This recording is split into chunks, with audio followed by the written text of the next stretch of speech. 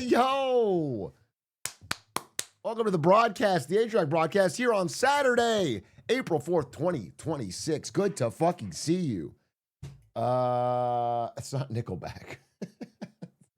Just to be clear. That was Drake's God's Plan. Good to see you! Good to fucking see you. Yeah, I was watching some AoE earlier, but I was actually at the Renaissance Fair today. We do our yearly Renaissance Fair trip. We had a friend group, and we just did it today. It was very fun. I'm a little sunburnt, honestly. We spent a lot of time in the fucking heat. Spudzer, thank you for the gifties. Pokes, thank you for the prime. Had to sub to the tennis ball. Are you saying I'm a tennis ball because of this shirt? Fuck you. This isn't even tennis ball colored. It's green. It's like, is it because of the stitching? If you play D&D, what race and class would you have? That's so weird because Pay the Musician asked me that exact same question at the Renaissance Fair today. And I think I said I would be an illusion mage because that's the equivalent of a marketer. But I don't know shit about D&D, bro. I was just trying to make a quip. That's so weird you asked me that question. Hey, Atrioc, I just got here. Is there some special event or sponsor? Why is Atrioc a tennis ball today? Just wondering. Thanks, chat. Are you running with this bit? I don't look anything like it's a green shirt. It's green. It's fucking green, bro.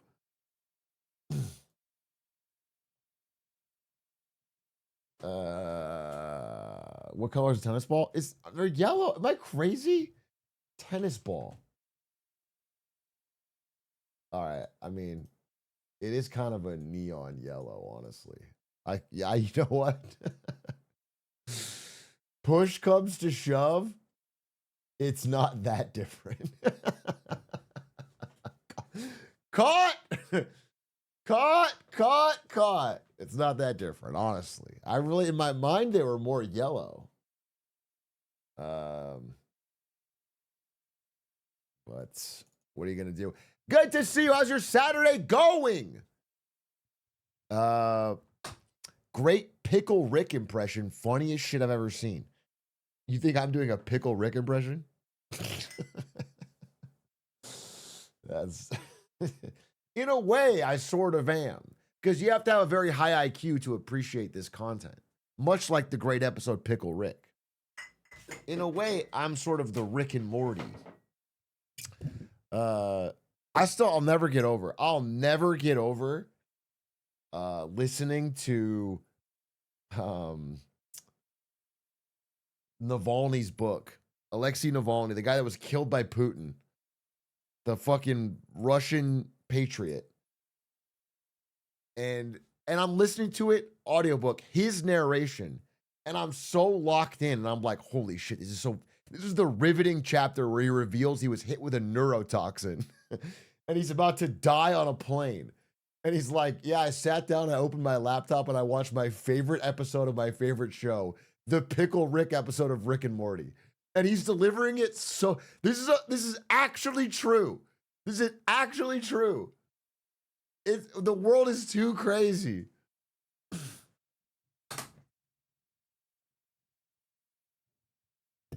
And then he's like in the middle of watching Pickle Rick, which I started to realize I couldn't feel my face. I couldn't feel my skin. And I realized I had been poisoned. How fucking wild is that? I guess if you gotta die doing what you love, do it watching Pickle Rick. Lamb Bike, thank you for the 12 months. Bouncy, any souvenirs from your China trip? What did I get in my China trip? I bought a bunch of Zootopia merch for my wife because she's a Judy Hopps chungus. I bought my Li-Ning basketball. If you guys don't know, all right, little Atrioc status update. You know how I very tactfully and very rarely make the reference that if Nike I'm sorry, if AirPods was its own company, it'd be bigger than Nike. You guys know that I've very, very occasionally said that. Well, it turns out that that is not even worth saying anymore, because now if AirPods was its own company, it would be 3 times bigger than Nike. Nike has fallen off completely. Nike stock is in total free fall. Okay? And so Nike's not even a good compare. I would pick a different company. If I did that today, I would do a different company.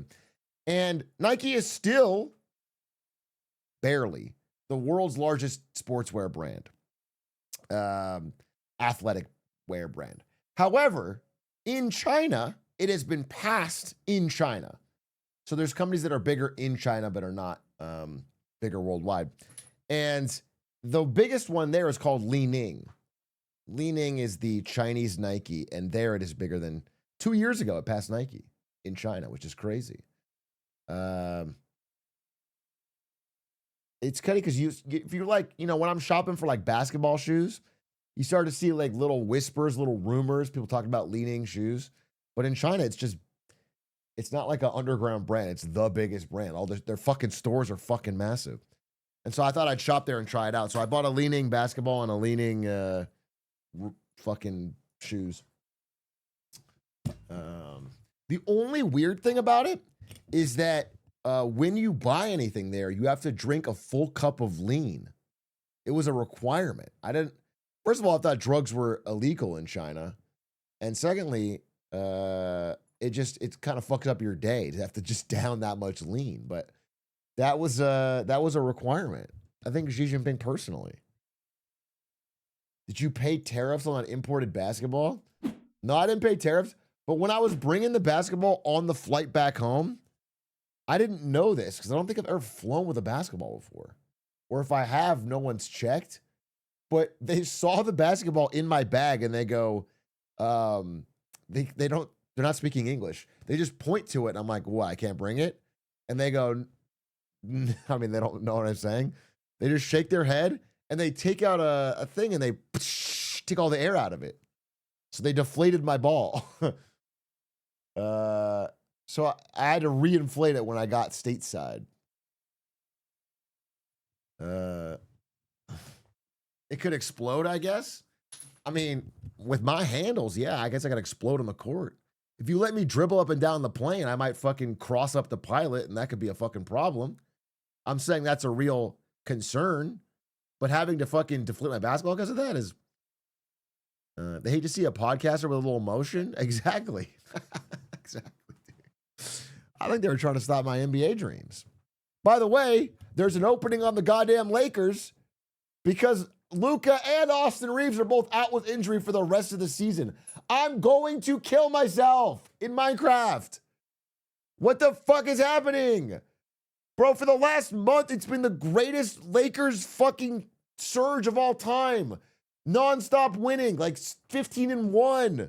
And then I land back in America, and the very first game we lose by 40, and both stars are out. Both stars get like season-ending injuries. What a fucking joke, dude.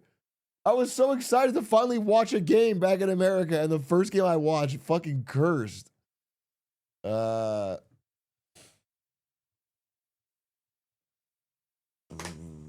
I be locked in or nah? Yeah, you should lock in on the first fucking video we react to. We're gonna watch some vids. Is it actually? Yo, nice tennis ball cosplay. All right, relax, buddy. Bill Butler, thank you for the 55 months. Jin in TDD, thank you for the 30 months. Neko Maho, thank you for the tier 1. Time Lord Prime, thank you for the tier 1. Spoogati, thank you for the 32 months. Elk G, thank you for the 2 months. Robert Stacks, thank you for the fucking 50 bomb. Taukai, thank you for the prime. Wait, some 6-year bombs in here? Thank you, Jesus Christ. Nick Pass, thank you for all the primes, boys. Irish Spring Break. How many different references or jokes do you have for the fact that my shirt is slightly... I mean, not slightly, it's just green. Is this what? I don't even understand why this is worth talking about. I don't even understand why it would even cross your mind. That's the funny part to me. It's like if I was watching a stream and they had like a red shirt, I'd be like, oh, red shirt. I wouldn't make jokes about it because it wouldn't. The color of the shirt is not even remotely relevant. Cilantro lime ash shirt. You look like you should be in a margarita. Mike Wazowski cosplay. Just joined. Why he got the Clint Stevens on? The green shirt is the Clint Stevens?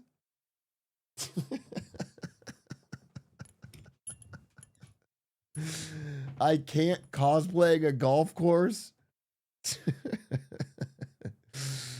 Look like a motherfucker, look like a Sour Patch Kid. China changed you, bro. This is a shirt from China. Maybe it's China's fault. China struggles with green shirt production. At what cost?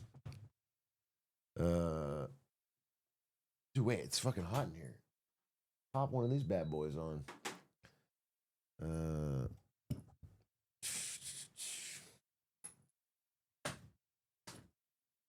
Bro look like a tennis ball and he's shaped like one too. All right, relax, buddy. Relax, buddy. I'm actually down. I checked today. I'm only. Well, let me check right now. Check right now.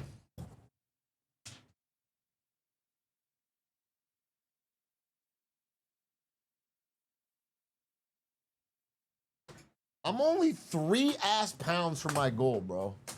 I'm only 3 ass pounds away from my yearly goal. Nah, he got the yayo scale in the room. You think I'm using that scale for cutting cocaine?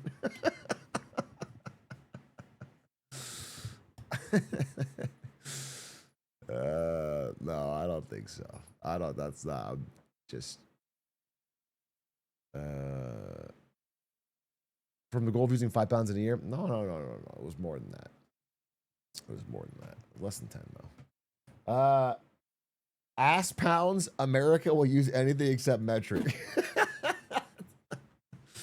You know that's not what I said. You know that I'm not separate. Ass pounds is a fucking separate measure. Hey, Big A, what is your take on this based world? I just think everything's fucking based right now. I'm looking around at the world and I just can't find anything that's not based. That's my problem. It's like, based alert much? Is there anything I can find that's like worth calling out? Is there anything Krungo?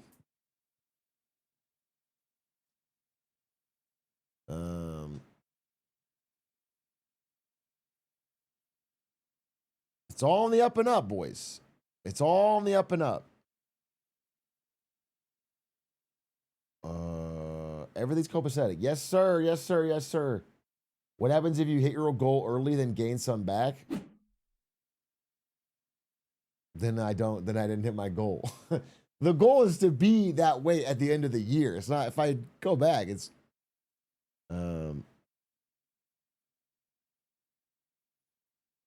your new season of The Boys. Oh, wait. When is that happening? It's very soon, right? I really, really, really would like to watch The Boys final season with chat. And I can't do it live, but we'll probably do it over Discord like we did last time.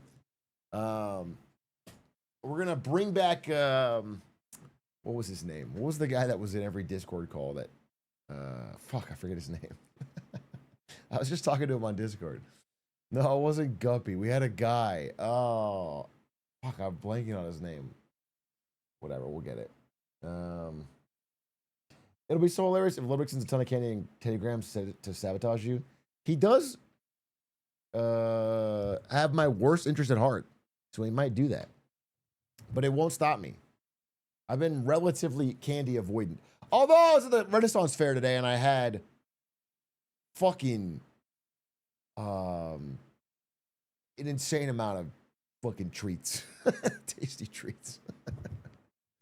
You know what? I'll say it. I don't think the real fucking medieval times had that much concentration of sugar. I don't think they did. I think, honestly, you couldn't get a hibiscus cooler loaded with sugar in the fucking medieval time when you're watching a joust. I don't think you get a ye old cinnamon funnel cake. Or like a honey fucking lollipop. You would know. I was so faded during those eras. I was so stoned off the... What was the drug of choice in the Middle Ages? What was the drug of choice in the Middle Ages?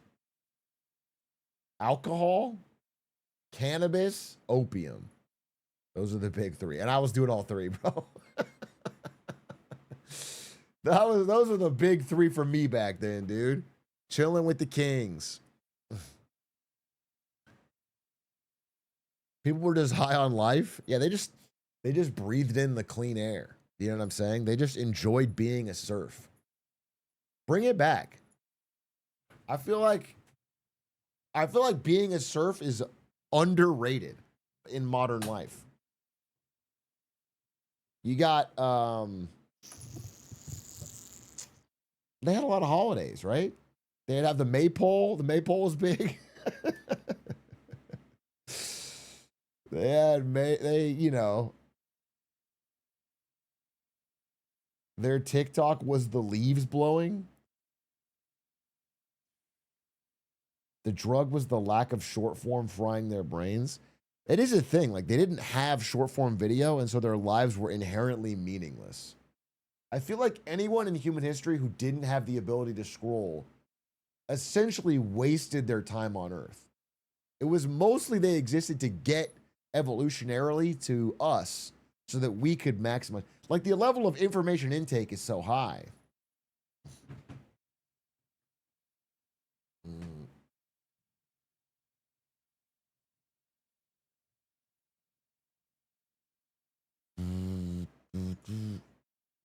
Well, didn't they have scrolls? Checkmate. Stitch Face Turnips, they were the prime. Cactus Pulp, they were the 48 months. Finally obtained my BA at Glizzy University. I wouldn't call it that, but I thank you for the 48. Jesus. Information intake at an all-time high, information comprehension at an all-time low. What a society. I want to say I'm 14 and this is deep, but I think you're saying actual facts. You know, I'm always triggered by when someone says society in their post, because it's just like, sounds like slop. But I do actually think people are comprehending less than ever. I actually think it's true. I think people are legitimately unable to like ingest a piece of content and fully understand it.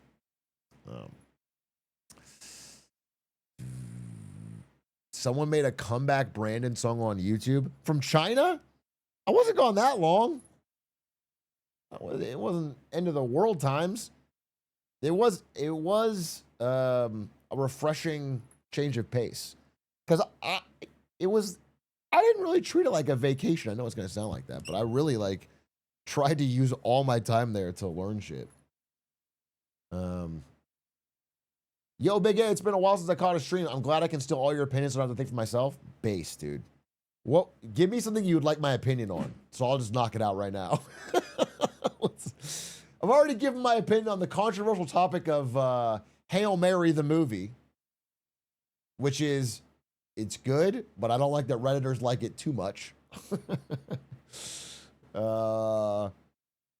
March Madness, bro. Actually, I don't want to talk about that. I don't want to get too basketball fucking sidetracked. Do you know about the mayor of Shanghai? He's cracked. What is he? What, in what way? Like at Valorant? What do you mean he's cracked? He's a gamer?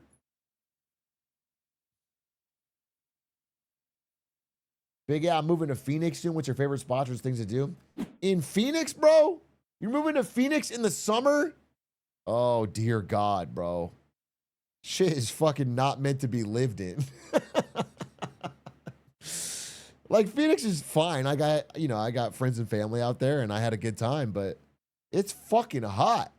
The truth of the matter is, it's fucking miserably not human meant to be lived hot. If you go outside, you'll melt. If you leave your car out in the sun, you could fry an egg on the dashboard, bro. It literally is that hot. Like, you're gonna get in the car, if you touch your seatbelt, it could give you a 3rd-degree burn, not a joke. You actually have to have a window shade for the front of your car. You need to try and park in the shade. It's a bad biome, is all I'll say. If this were Spore. But you know what's ironic? Is like you'll never find a colder winter than being indoors in a Phoenix summer. I don't know. I'm trying to Mark Twain this, bro. The truth is, they fucking run the AC so goddamn cold in every building in Arizona that you kind of are, there's no good thing to wear. Like if you wear what I'm wearing right now, which is like shorts and a t-shirt, you will actually be fucking cold. You will be cold in most buildings. And then when you go outside, you need to be wearing this because it's so fucking hot. So I don't know. It is a temperature challenge, is what I'll tell you. Temperature challenge. Like a thing I have a distinct memory of living in Arizona is every time I went to see a movie in a movie theater, being fucking frigid cold. Like sitting in a movie theater and just not being able to watch the movie because I'm so damn cold. But then you go outside and it's the hottest day of your life.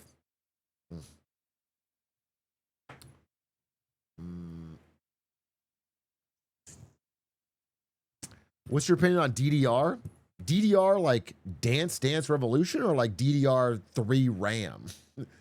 Where do you fall on that?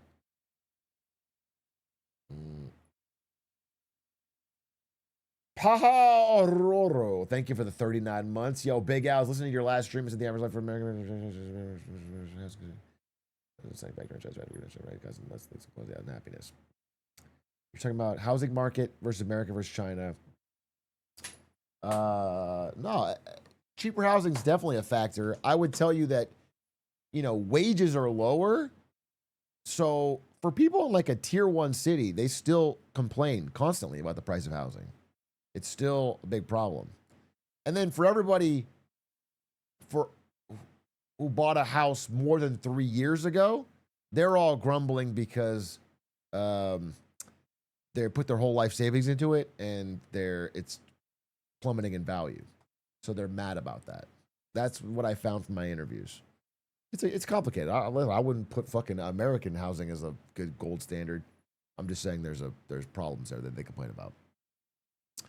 My PC only has DDR1 RAM in my cooked. I'm not a fucking tech expert. I didn't know DDR1 was a fucking thing that anyone had. Or is this a joke? I thought DDR3 was like the oldest you could have. I did not think DDR1 was still around, bro. That sounds fucking crazy.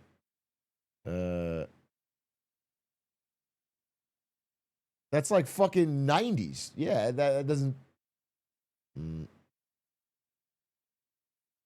I don't own a private jet, so I'm not qualified to talk about this, but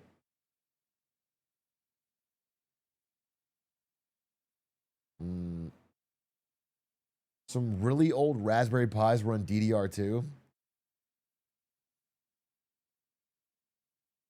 Bro is still screwing his RAM in. But yeah, if you could be at peak physical health, but all you could eat is tuna from a can of tuna, would you do it? You want me to Popeye Max? You're saying I can... You would die. Guy who doesn't understand the fucking question.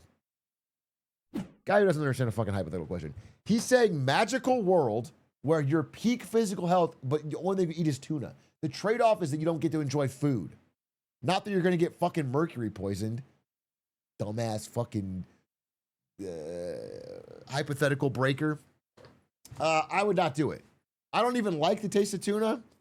And then I feel like eating different foods is one of the great joys of life.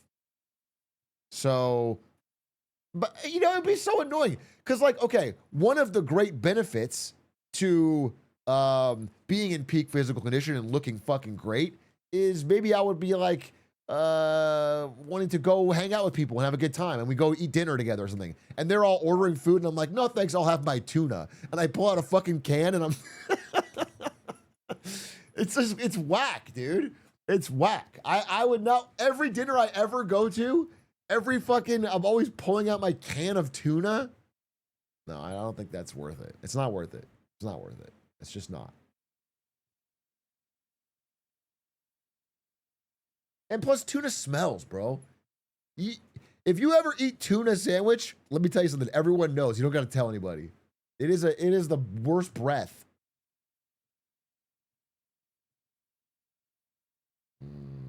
This is me in college with my food scale, bro. I'm anti-food scalers.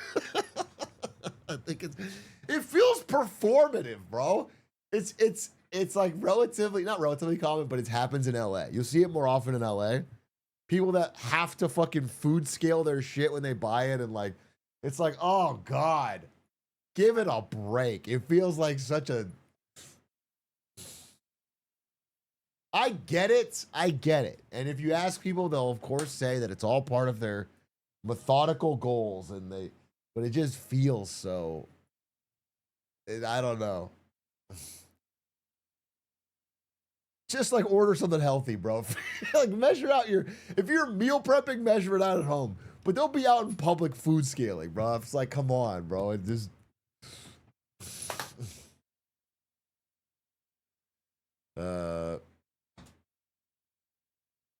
Year of health gatekeeping? Yeah, I guess so. I guess so, bro.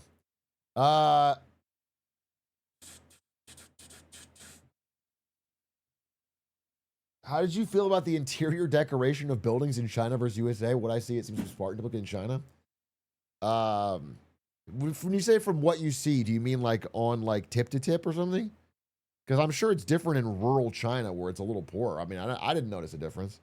I did say like everywhere I went in China, I was like, this wall seems a little sparse. And then I would put a giant American flag on it, and then a photo of an eagle, and then a MAGA poster with Donald Trump. I would put those things on there just like help spread goodwill and cheer on any blank wall. So maybe that's part of what you're saying. But no, I honestly didn't notice a difference of interior decorating, like in terms of like having more or less. What up, Isto?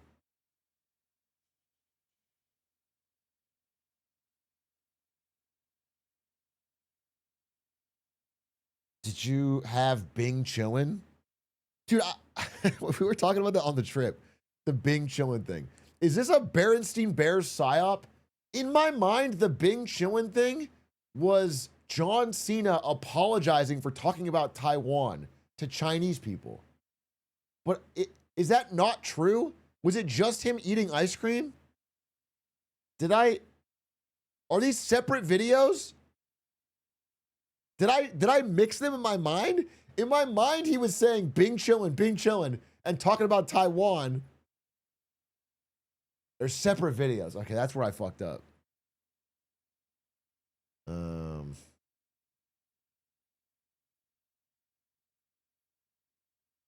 I know that Bing chillin' means ice cream. I do know that. I'm well aware. I did have Bing chillin' in China, but we were talking about this John Cena thing.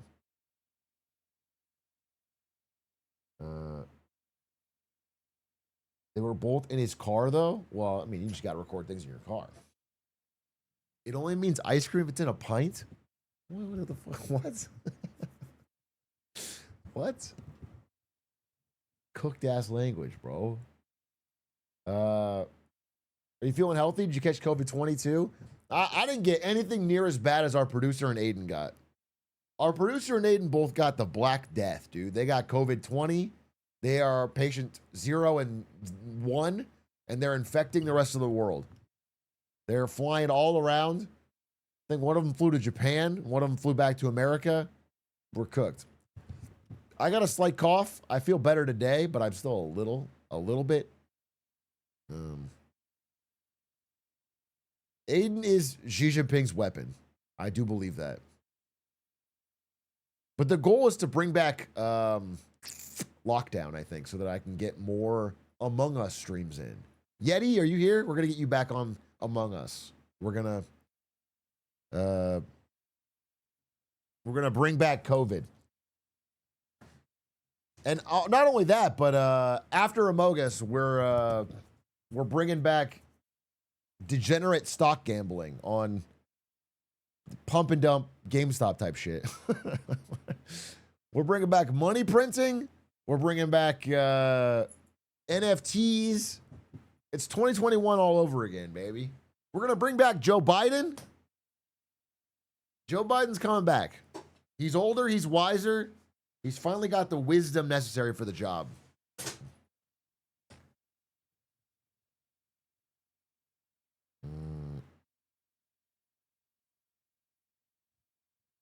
What up, fam? If Atrioc reads this is a sign of good things to come, it's like a fortune cookie. That's what your fortune told you at Panda Express? If you get your whoosh, it's a sign of good times.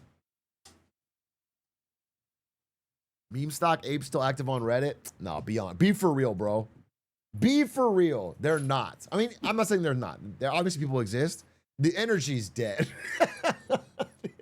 Because I look at those subreddits sometimes. It's not the same, bro. It's like a few people still.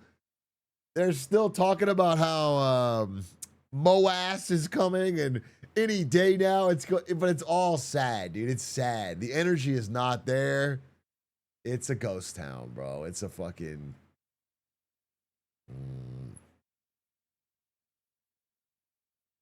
It's the Japanese soldiers still fighting World War II. Yeah, exactly. Hodl diamond hands.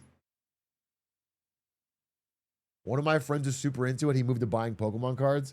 That is such a funny phrase because that is exactly who I expected to be buying Pokemon cards. In my mind, it's 1-to-1. All the same people who went from fucking GME, AMC, or going to the moon straight into crypto and NFTs, straight into scalping Pokemon cards and scalping fucking. Actually, some of them scalped sneakers in the middle. Remember that? Obviously, sneakers are still a thing, but there was a phase when everybody was scalping sneakers. Everybody was fucking talking about sneakers. That shit was a get-rich-quick scheme.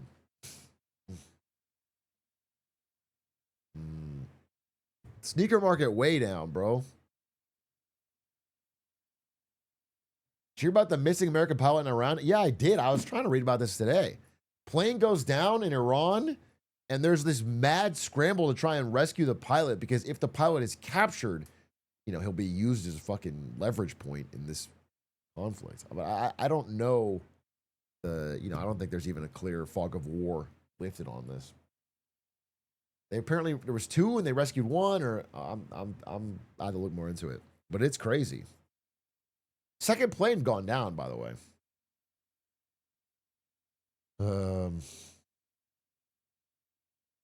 Probably get asked this once a month, but do you think generally Trump tries for a 3rd term?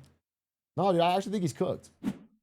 Dude, I heard today fucking JD Vance is thinking about not running in 28.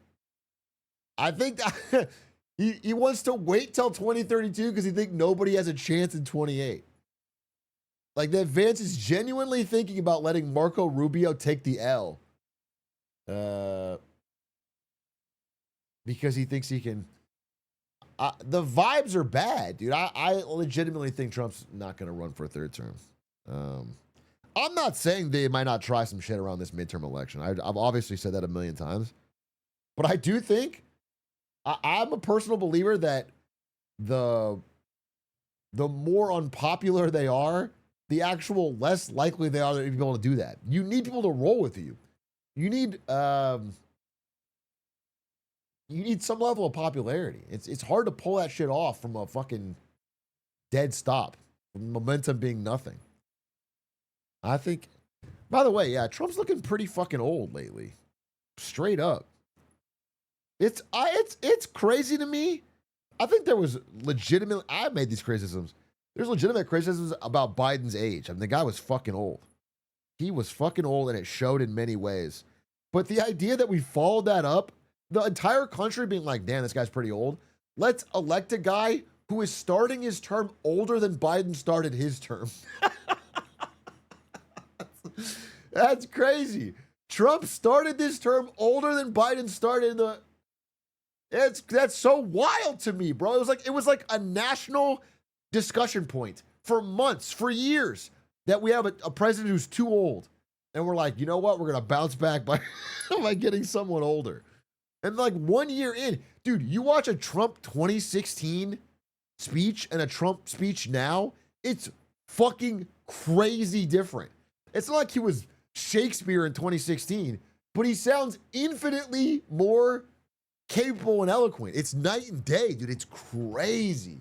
The energy is so off.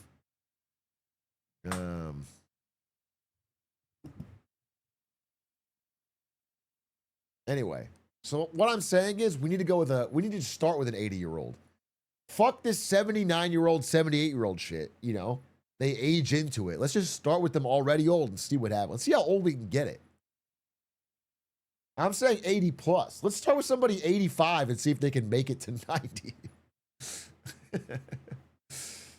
Let's go crazy. Or like, yeah, let's do 97 or 96, and then at the end of their term, they hit 100. That'd be like kind of a special moment.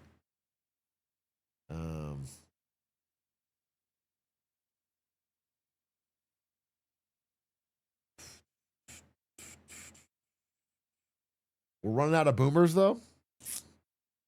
Dude, I feel like you're smoking weed. I feel like the boomers they're like taxes. They're like the weather. They're omnipresent. You can't get rid of them. They're cockroaches. I feel like for some reason, even though it doesn't make mathematical sense, we're gonna be stuck with the boomers in 60 years. I don't know. I don't know. The vibe is such that they're somehow always gonna be there. You're gonna be at a job waiting for the boomer above you to retire, and it's gonna be 20. It's 2065. They've been holding the job you want, and it's been 60 years.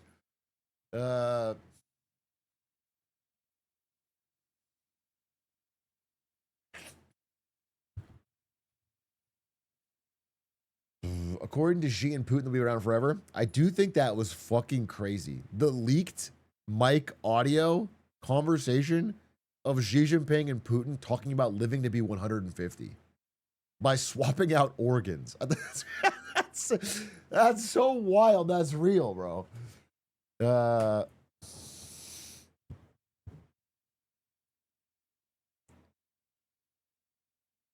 Swapping with each other. That's real. Yeah, they really said that.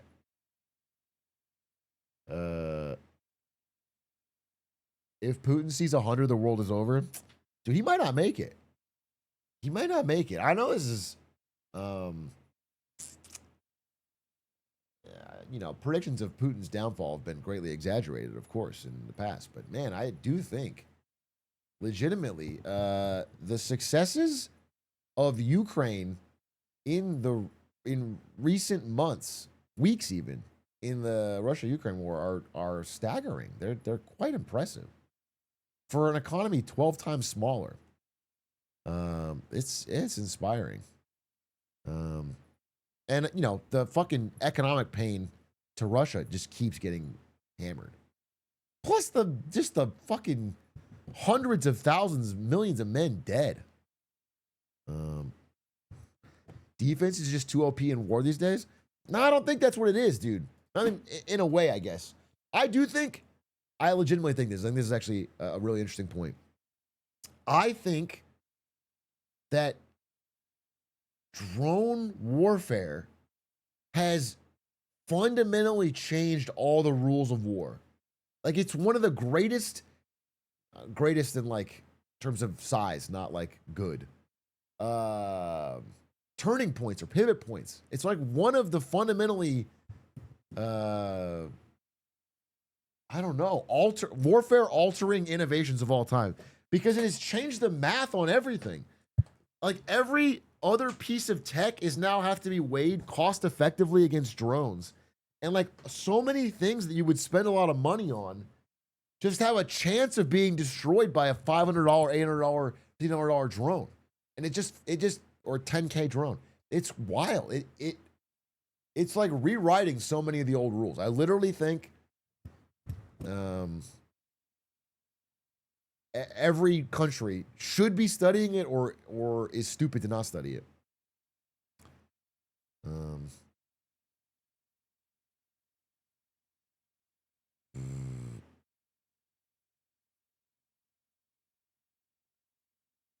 My DJI drone left for war. Do you know what's funny? I was at a DJI store in China. As an American, I cannot buy certain sizes of DJI drone, even consumer ones in a mall. I'm not allowed to buy it. I can't take it back home.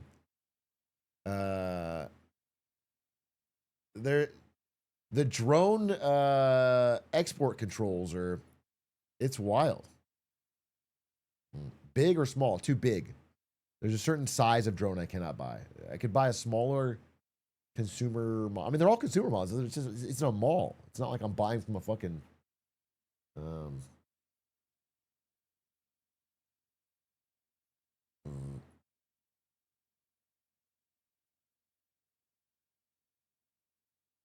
Just fly out from Hong Kong. Yeah, but you have to go through customs to get from China into Hong Kong. There's still the passport line and everything. It's treated like a separate country, even though it's not. Dude, what's really wild about going to Hong Kong is you're driving on the right side of the road, and then you hit the Hong Kong line, and everyone switches to the left because of the British leftover customs. It's so wild. It's this little fucking chunk of China where they fucking drive on the other side of the road. And all the fucking taxis have like British license plates. It's wild, dude.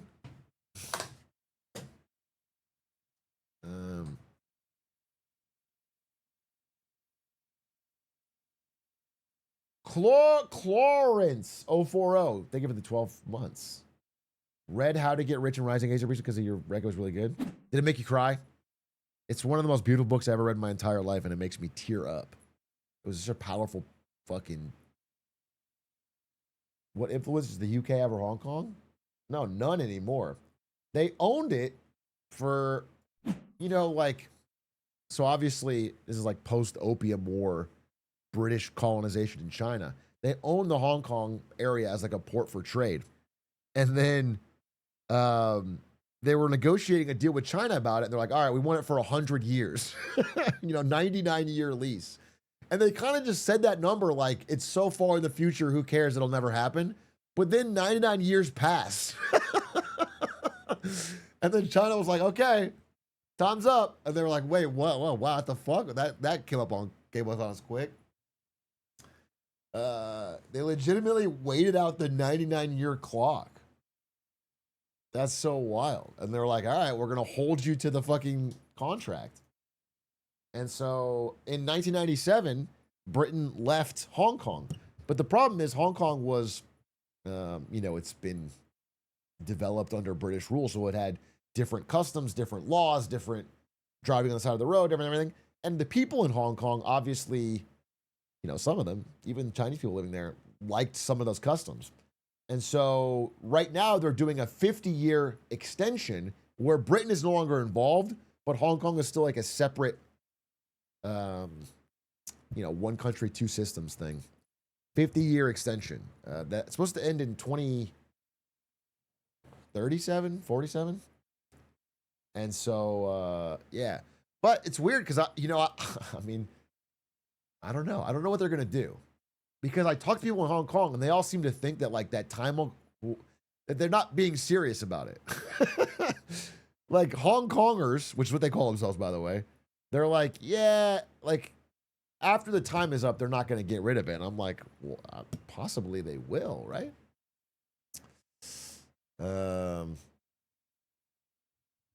It feels like another thing where they're just waiting for the. But I also understand. I mean, I talked to some smart people.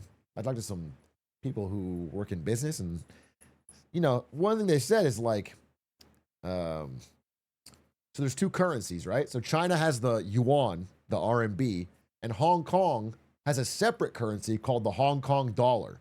But they're like the same value. They're like fixed to the same value. But the yuan and RMB has strict what you call capital controls. So like if I have a bunch of money in yuan, I can't get it out of the country. There's only a small amount of money to transfer out. If I'm a millionaire in China, I can't get it out. But Hong Kong, the dollar is open. You can transfer it out. You can do anything you want with it. And so there's this huge industry of like a ton of Chinese wealth flows into Hong Kong, which is like the wealthiest city, or at least the highest real estate cost in the world. And then they use that as like a small I don't know, like a release valve so they can get some of it out into the world. And like, I think there's a benefit from China's side because they can fully control that or like have an idea or track or monitor it. And if they don't, then it can. So they probably will keep it.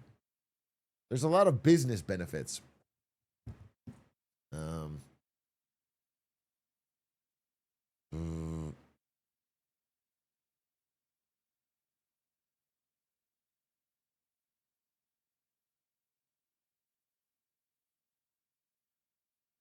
that's what I keep saying about Taiwan. Status quo is in everyone's interest. I don't know. I mean, the vibe you get is that they're gonna do something about Taiwan. That's the vibe you get, dude. Even China just put out a plan for their high-speed rail expansion, and they have like a new rail line going to Taiwan, like on the map. Like they're like it's in the eventual plans. I don't know. I don't think they're. I know that they've done nothing but saber rattle for a long time, but it just feels like something's gonna happen. They're manifesting it. Um,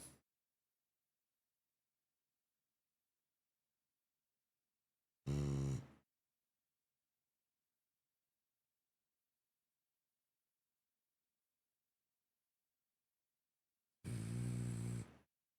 is Macau in the same position as Hong Kong?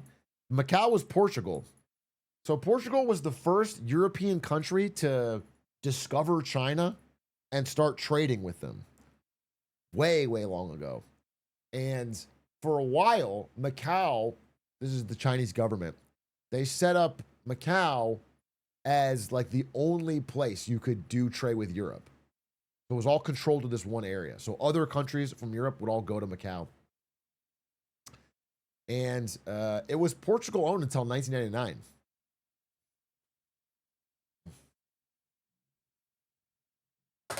By the way, that didn't work for very long. You know, they tried to control all the European trade in just Macau, and everyone would go there. And then that worked right up until Britain had a huge need for Chinese silks and spices, and didn't have anything to trade them back except for opium that they were making in India. And that's when the Opium War kicked off, because they didn't necessarily want it. And that's when shit goes crazy. I mean, that's when after the Opium War, all the Western powers plus Japan just start fucking carving up China. That's the situation of humiliation.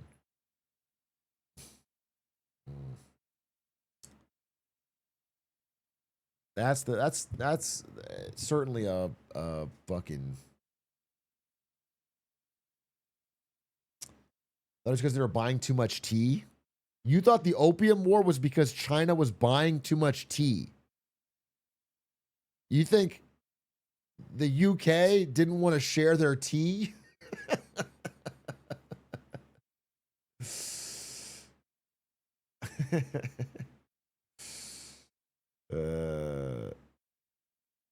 Not China, Britain. Yeah, it wasn't just tea, bro. It was just a general trade balance. China, Britain was buying a lot of things from China, but they wanted the trade to balance. They didn't want to just give them gold. But there's nothing China wanted to buy from Britain except for like opium after they got them addicted to it. And so when they tried to stop buying opium, Britain sailed warships in and said, "Nah, you're gonna fucking buy the opium." Um,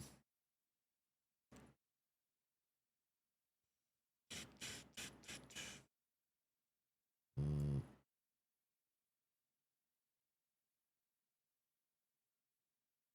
So you're saying we, the U.S., should send opium to China to restore the trade deficit? You want to try to run it back? You think that's the strategy right now, is to run back the opium war?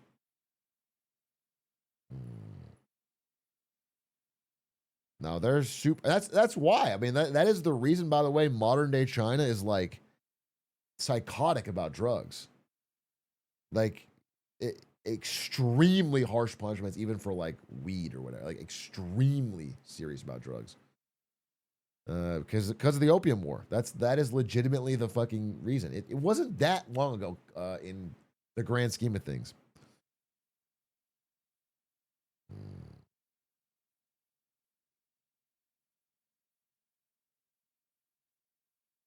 Isn't that happening in reverse? Yeah, you could make that argument 100%. Because all the fent precursors are made in China and now they're fucking flowing into America. I think there's a positive trend recently, though. Just to be clear, one thing I'm less doomer on is the direction of travel on fent overdose deaths. We're making progress on it. I do think there's been a material progress, which is worth talking about, which is good.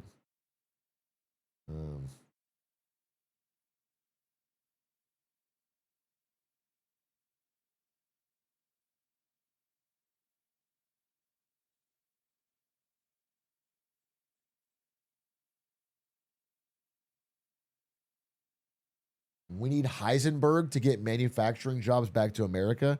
Oh, what's it called in Breaking Bad? It's called Blue.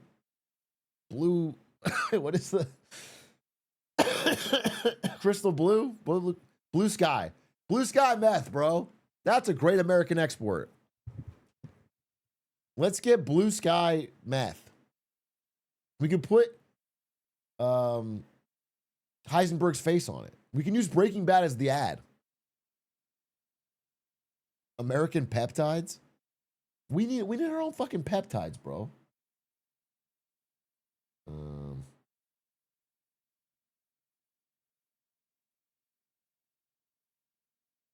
Put Clavicular's face on it.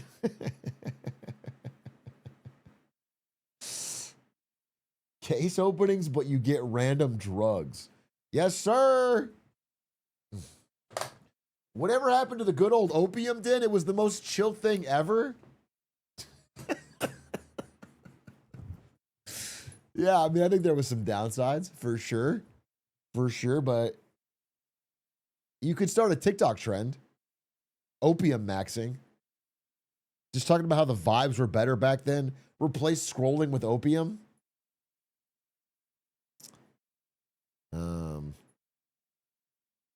But yeah, I mean, after the opium war, literally everybody starts carving up China, and then there's a point where like fucking 6 Western nations plus Japan all team up and fucking take Beijing. It's crazy. It's crazy. So you know, it's a very fresh memory.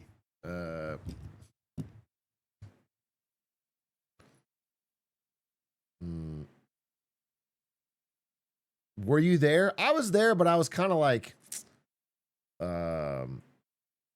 off to the side. You know, I was like dribbling a basketball, honestly.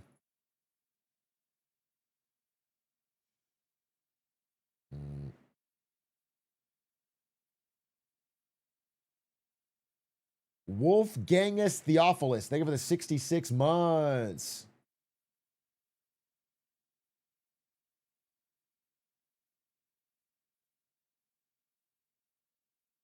You were there and you didn't do anything? Nah, I was just sort of vibing. Hear about the new Germany travel rule?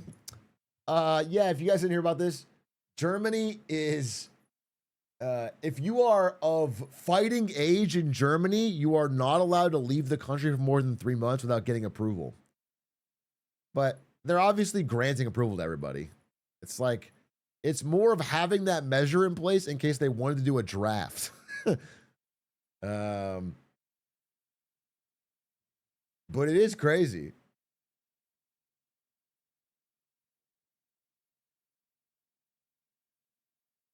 It does, you know, it's so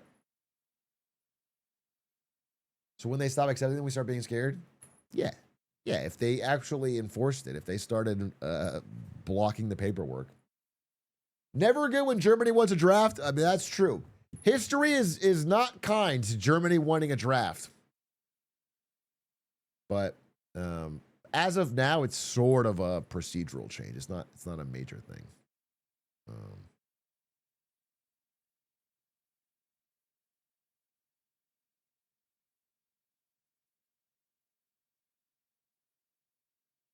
I'm fighting for Europe in World War III. I don't care.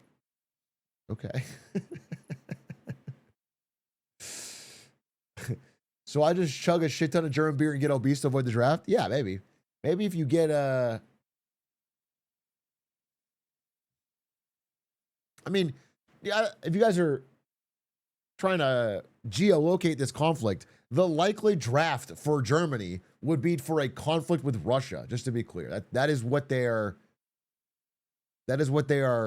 ostensibly soft prepping for.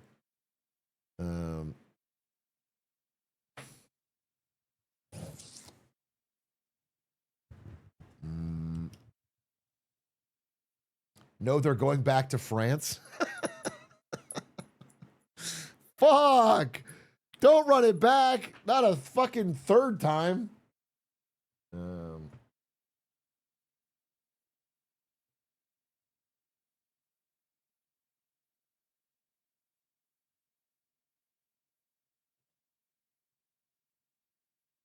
Russia going to be so good at fighting once the shit is over, their whole economy is trying. Yeah, I've heard that. I mean, there's something to the fact. I think what was shocking is the reports that there's like so much shit that has been learned from the Ukraine conflict that once the Iran war started, apparently the US was not, they had to like learn about. And it's like, you should have been paying the fucking attention. There's not that nobody paid attention, but there's clearly parts of the military that have just not learned anything from the way war has changed from the Ukraine. And that's just fucking crazy to me. And it's probably true all over. What I'm saying so there's a real sense, I think there's a threat for, let's say like European powers that are in NATO of not truly understanding what Ukraine and Russia have learned. That's why I think Ukraine is so important. I think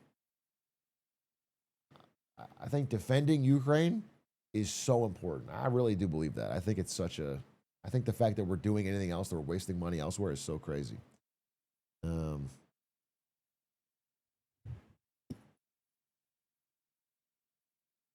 Ukraine is not just like I think there's like a framing of Ukraine as like, especially from like, I don't know, Trump and Vance, of Ukraine as like a charity case or whatever. And it's like, now Ukraine is like a great ally to have, a truly great ally that you'd want to, the intelligence advantage they bring, the knowledge gap, the drone knowledge is it's such an important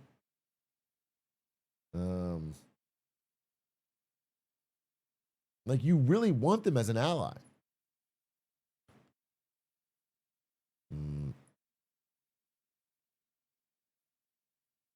Do you think Heggs is on the chopping block? Yes. In fact, he thinks that. There's been like leaks, dude. Even Pete Hegseth thinks he might be next. He's worried about it.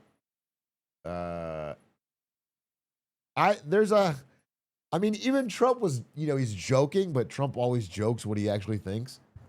Trump was like, Pete really pushed me into this Iran war thing. Like, with how unpopular this shit is, I think Trump is itching to throw Pete under the bus. He's itching.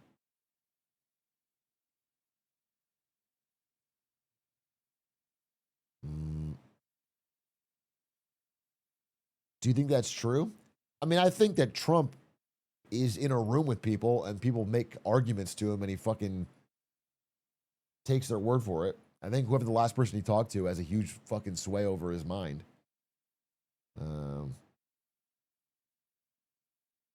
It could be fucking Bill Pulte or it could be Pete Hegseth. I do think, I didn't really mention this in my fucking Pam Bondi video. I did a little bit, but it is interesting that I think the calculus for all these diehard Trump glazers in the inner circle is kind of scary right now, because until recently they were safe if they just glazed. They had a perfect plan. Just constantly glaze Trump and then you could do whatever the fuck you want. But now that didn't work for Kristi Noem or Pam Bondi, they're like big question marks. But also, it kind of fucks Trump because his thing was, hey, we can all do corrupt shit. You can do whatever the fuck you want.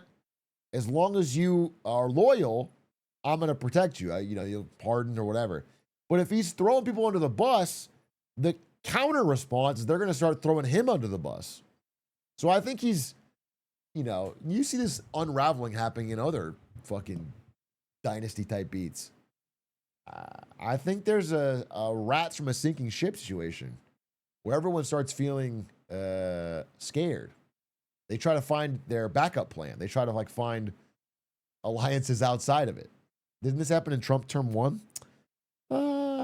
Trump's term 1 was a little bit different because Trump came in. He didn't really staff anything. He didn't bring his own staff. And he just constantly struggled against the establishment Republican staff who tried to tame his worst instincts. And so he would fire them. He fired a lot of them, and everyone at the end of his term hated him. There's nobody in his administration from term 1 who didn't say bad things about him at the end. But this time around, he cleaned house, and he just put in fucking glazers in every level of the government. Every level, top to bottom.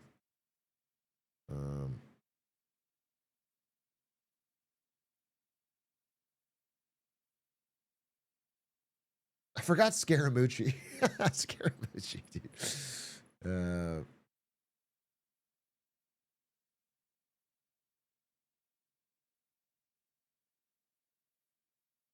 If we do have World War III, do you think Germany might flip and side with Russia if it looks like they might win just to get one win under their belt? No, bro. I don't think Germany's gonna flip just to break the streak. I don't think that is super likely. Just to get a ring, bro.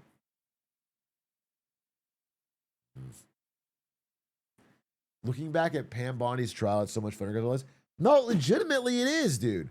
Watching Pam Bondi just die hard, glaze, defend Trump to the death while being grilled about the Epstein files.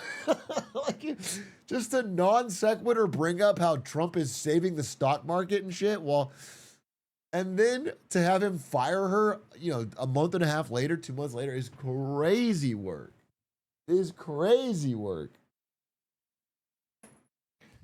And you wonder how all the people that are like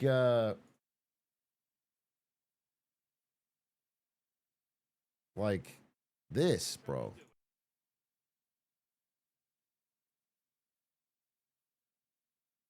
Like the glaze strat. Not only in Memphis, not only in Washington, D.C., but all over the country, ultimately, it will save and is saving tens of thousands of American lives. It is, I'll use that word again, what President Trump has done on border security and public safety is a national miracle that will be studied not only for generations, but for centuries to come. Thank you, President Trump. Thank you, Steve.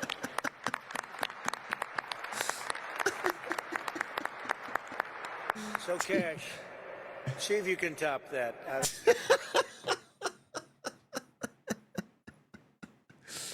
Bro, the D-writing.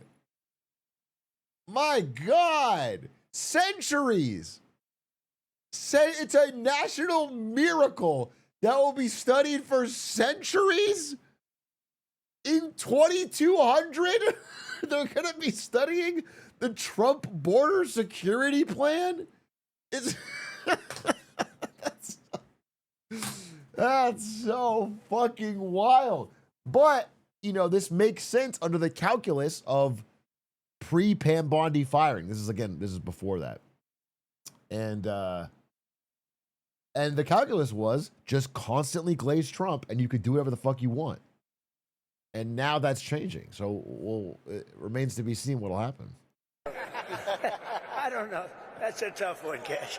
That is tough. You know, Mr. President, as I look around this venue, I see, and I'm reminded again, why we have the greatest warriors on God's green earth, the men and women serving in uniform, the men and women serving and wearing the badge, and law enforcement, our police, our sheriffs around the state of Tennessee. I'm reminded that Americans exist to protect this country day in and day out, and they've done it like we've done it here. But what we didn't have was you. We didn't have a...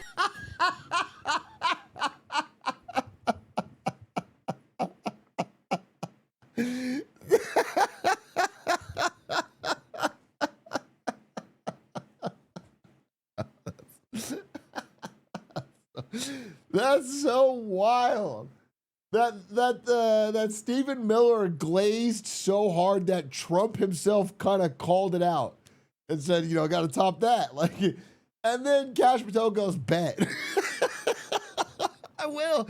I legitimately will here in public try to outglaze the most insane glaze. That's crazy. Commander-in-Chief who backed the blue, who resourced the blue, who funded the military, who did whatever it takes to safeguard every single life. And here in Memphis, Tennessee, you have put on a show for the world. You have allowed us to go out there and...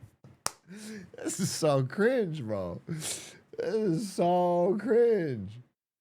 Capture gangbangers, rapists, murderers, drug dealers at record historic levels.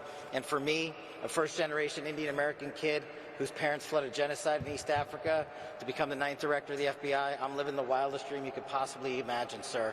But it's thanks to you. But more importantly, what I see when I look out across our great partners here in the interagency and our great legislatures and our great prosecutors and our great attorney general who has the guts to go out there and make arrests, turn them into prosecutions, and put people in prison, you are giving... Who's this guy? He feels uncomfortable, bro. This guy's just, he's 1,000 yards staring at, like, what has my life become? Oh, dude. Anyone up there with half a brain, bro, you gotta feel like, holy fuck, this is getting extreme. Giving that dream to every single child in the state of Tennessee. You are inspiring the nation and law enforcement to come up and wear the badge and wear the colors of this country and safeguard our men and women for generations to come. This is an enduring mission, Mr. President, because you have made it enduring. It is going to go on for generations to come. Oh my God, relax. Try to achieve what you accomplished here, what Stephen said in just one short year, and they're going to be doing it for decades because America was smart enough to elect you as our commander-in-chief. So while we're out there fighting for the dreams of our children, just know, Mr. President, how many millions of dreams like mine are going to be lived thanks to your brilliant... I'm cringing. I'm actually fucking cringing. Holy fuck, cut it off at some point. Dude, it's insane. Buy him fucking dinner first. This is crazy. Leadership. Mr. President, thanks for delivering America the safest country. Bro's brain broke. He just said safest 3 times.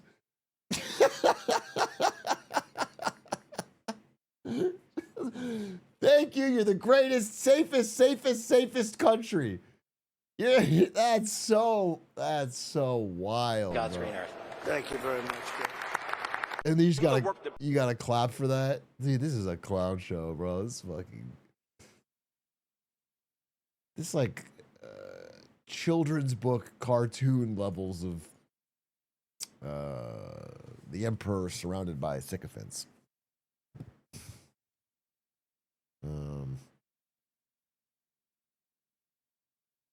It is. Have you seen the movie Death of Stalin? It's a great comedy. But it's like that. Everyone around him having to fucking give those kind of speeches, never stop clapping.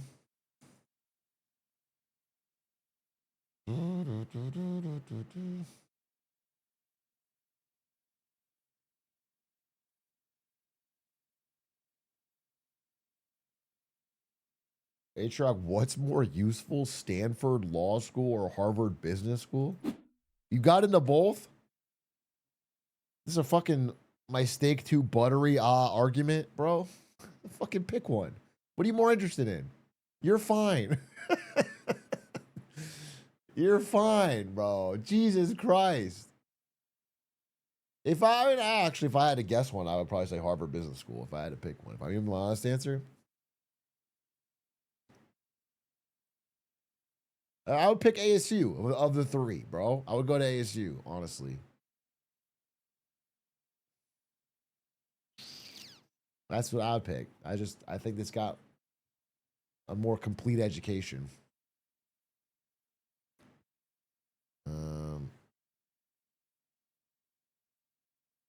Legitimately, I think law is more likely to be radically disrupted by AI.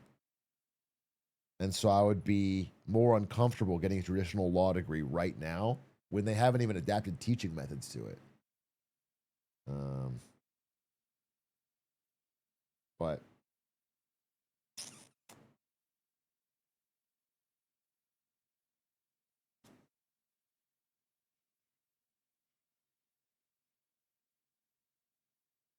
hey, Link, thank you for the 5 months. Yo, Big A, next Get Smart Saturday. Can we watch the new baseball? Does this bit about the steroid era? Maybe. I would be down.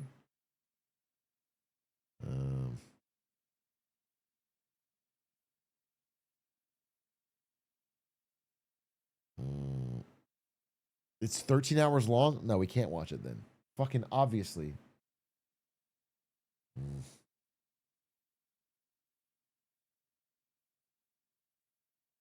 Kazap, thank you for the 9 months.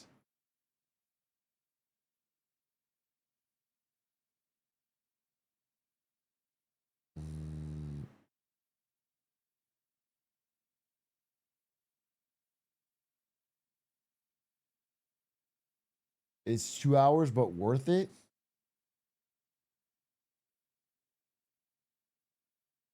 I disagree. Positions like paralegal take most of the busy work can be possibly replaced by AI, but client relations and litigation be difficult for AI to replace. It's not that I think the profession will disappear, but what I said was I think AI is going to radically disrupt it, especially at the entry level. And though, therefore, the degree is going to be hard to find a job in and get the experience to add any value. I'm sure that senior partners will be able to find a way to make do. I'm telling you that you as a graduate are going to find a hard time. And I don't think that the curriculum is advanced to deal with that. So you're going to be learning kind of old school shit.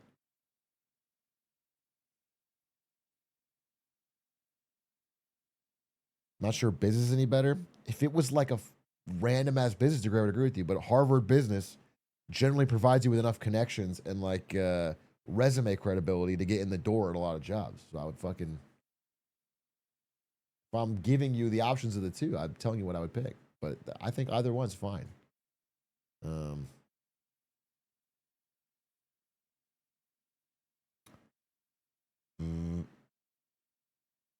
What I think you should do is quit both of them and sell crack. I think that's honestly what you should do. I don't think education is what you need right now. What you need is hard lessons from the streets and real business experience. And like demand for crack's not going away. Yeah. So I think that's what you should do. Street smarts over book smarts? Yeah, exactly. Sell dope like Pusha T. Bro, Pusha T sold sold a fucking dime bag once and then rapped about it for 20 years. Do that. Do one drug deal and then become a rapper and talk about it.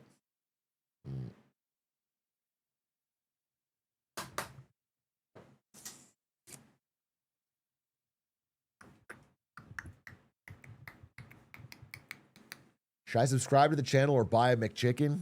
Get a McChicken, King. I'm doing all right.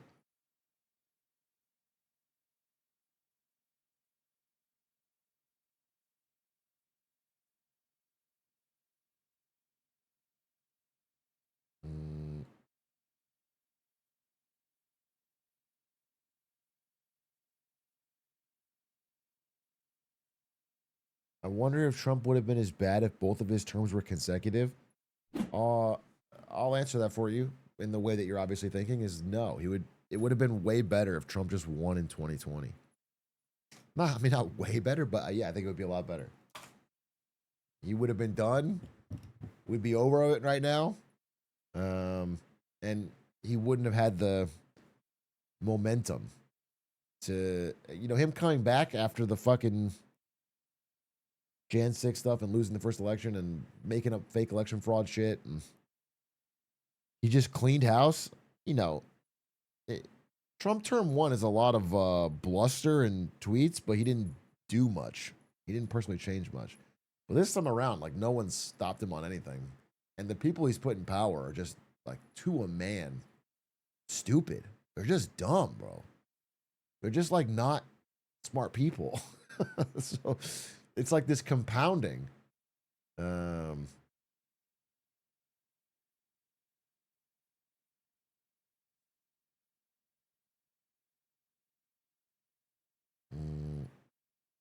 Remember when he said Besant was better? I stand by it. What the fuck? Go back, watch what I said. Tell me what you disagree with. Besant's better than Lutnick, bro. Always has been, always will be.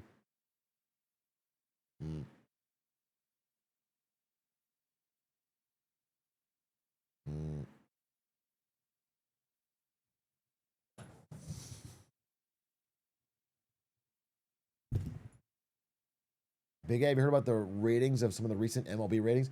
Yeah, dude.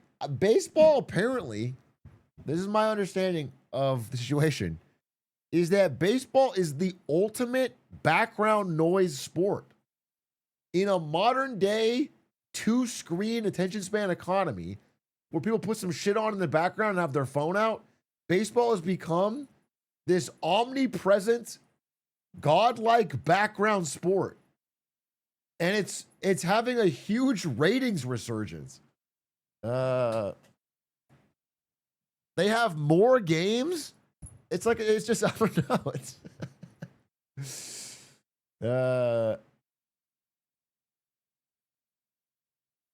The games are like pretty, like, you don't have to be watching. You just have to look up whenever you hear the crowd cheer. Like, it can be ignored for most of the game, and then some parts are hype. So more games, longer games. There's like peaks and valleys of attention you need, and it's kind of crushing. But I would say the NBA rating stuff is a little misleading because NBA TV viewership is obviously not going to be thriving. But my understanding, again, is that NBA social media numbers, highlight numbers are like, they're trending up. They're doing quite well.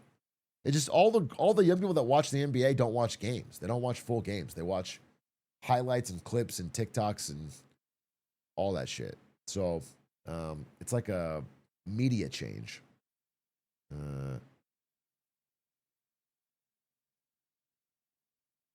When are they going to punish Kawhi? Bro, they're not going to do shit. I'm so sad. Luka's fucking out. Austin Reeves is out. Kawhi Leonard's not getting punished. Fucking Shea's going to win MVP. It's all cooked, bro. But at least outside of basketball, the real world's doing all right. You know what I'm saying? At least when I'm super miffed about my escapism, basketball, I can go back to the real world and be like, at least that's fine. Like, I don't need escapism because things are going so well.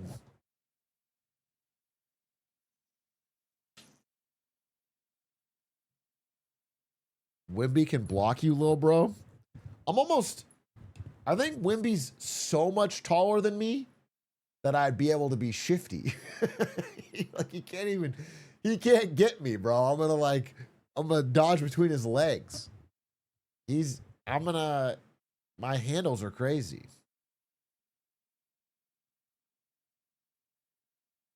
I think I beat Wimby in a one-on-one is what I'm trying to say.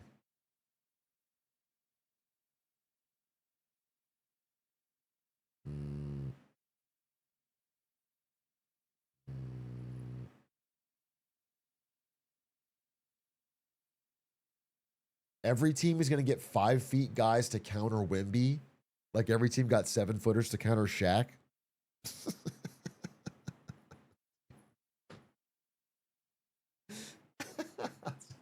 That's a crazy thought. But the idea of getting like a little person to play basketball because Wimby literally can't reach down that far. Like just fucking skating through is actually kind of funny. That's actually like that's a wild thought, bro. Bring back Muggsy Bogues.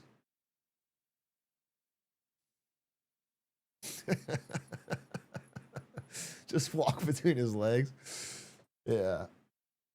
Yeah, that's a good strategy. That's a good strategy, bro.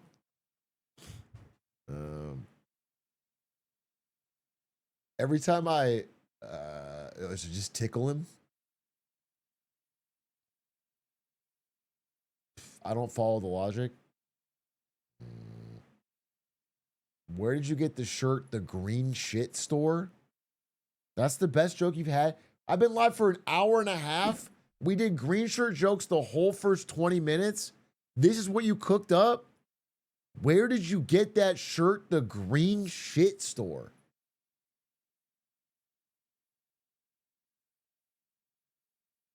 And you meant to say shirt, which would be worse. Green shit store is at least funny because it's crass. But you wanted to say green shirt store? That's just... That's actually worse. I can't believe you corrected it to make it worse.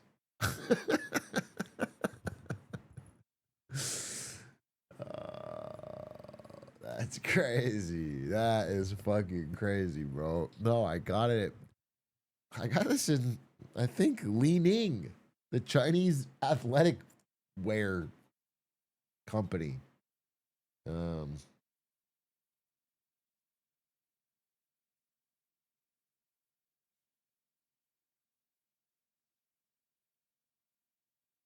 Li Ning, careful not to fall.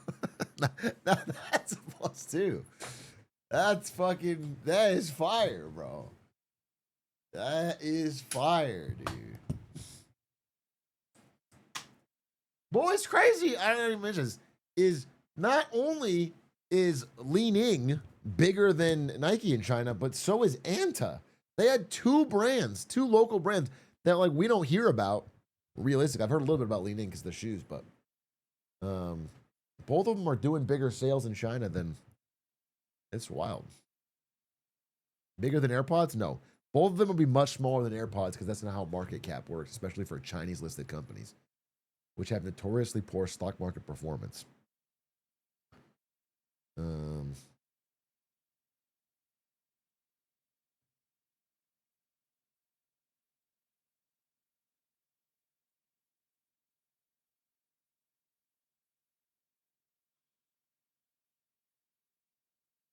Dwayne Wade has his own leaning shoe. That's where I first heard about it, was the Dwayne Wade shoe. Did you get your driver's job in SU7 when you were in Japan? China? Yeah, I did. I got this fucking sick ass photo.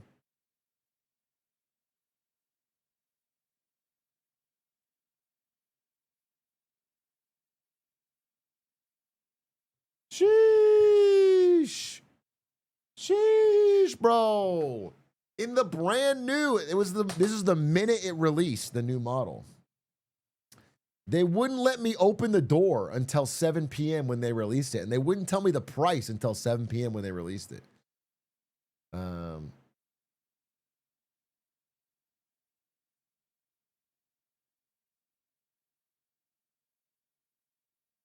Why you got to pick a Luke Kennard? Shit, bro.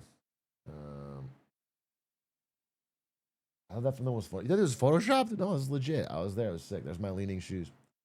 Like, yeah, the car's beast, bro. I fucking wish I could buy one. I wish I could buy one. I would.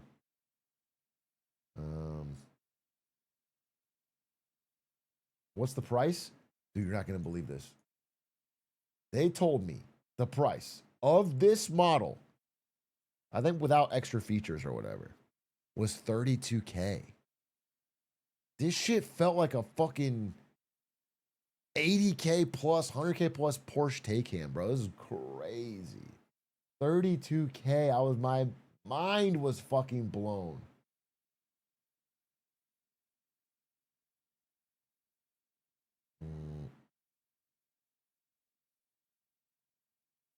Yeah, that was a nice fucking car. I'm just being for real.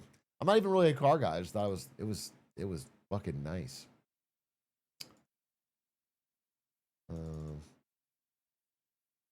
Check about Sora shutting down. Yeah, I did a clip on it. It was part of the clip I did about the Iran war. Actually, I did 3 news updates. Yeah, Sora shutting down is pretty funny because of how much they hyped it when it was launched. Was actually the part I didn't mention is, all right, so Sora comes out and it's generating AI videos of a bunch of copyrighted shit, and everyone's pissed, right? But Disney goes, if we can't beat them, join them. Sora is an unstoppable force. We need to get in on this at the ground floor, all right? If we try to fight the wave of tech, we're going to lose. And so Disney invests $1 billion into Sora and gives them legal right to use Disney characters. And then that shit shuts down.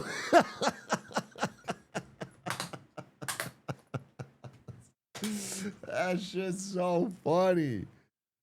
Yeah, they got the money back. Obviously, they got the money back because that would be a much bigger legal battle of if they just take the $1 billion and go, whoopsie, cut and run. And they got the money back. But just the idea that Disney invested in it and then it ended up being this colossal flop is just funny to me. Like Disney probably, instead of that, should have sued them from minute one and got some cash out of them instead of trying to put money in. Did you rip hella cigs in China? Dude, no. That's one of my bigger criticisms, honestly, is that smoking is thriving there. So much fucking smoking, bro. People smoking in elevators, people smoking everywhere. You got a deep cig smell in a lot of places. I understand that cigs have more aura than vapes. I do agree. I do agree, but I still, I think the aesthetics of cigs far exceed the actual experience of secondhand smoke.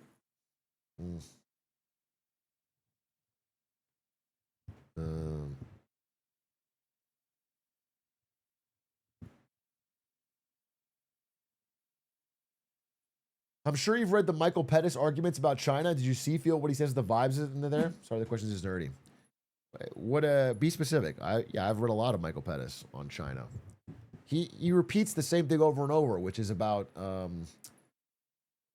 external demand imbalances, about how, you know, a country's surplus is a balance with another country's deficit. More like Michael Penis, fucking roasted. What do you mean about the vibes? I haven't seen him say a lot of things about vibes.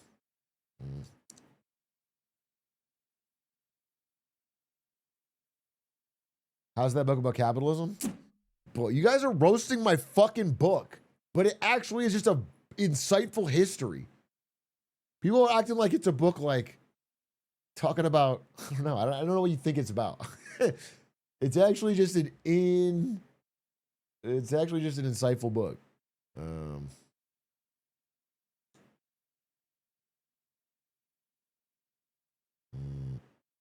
Is it about capitalism? Yeah, but in the way that people are talking, I think it's like a book like advocating for capitalism or pro or anti. It's not like a political book. It is a history book about where these ideas originated and what happened and what it was just interesting. It's a fucking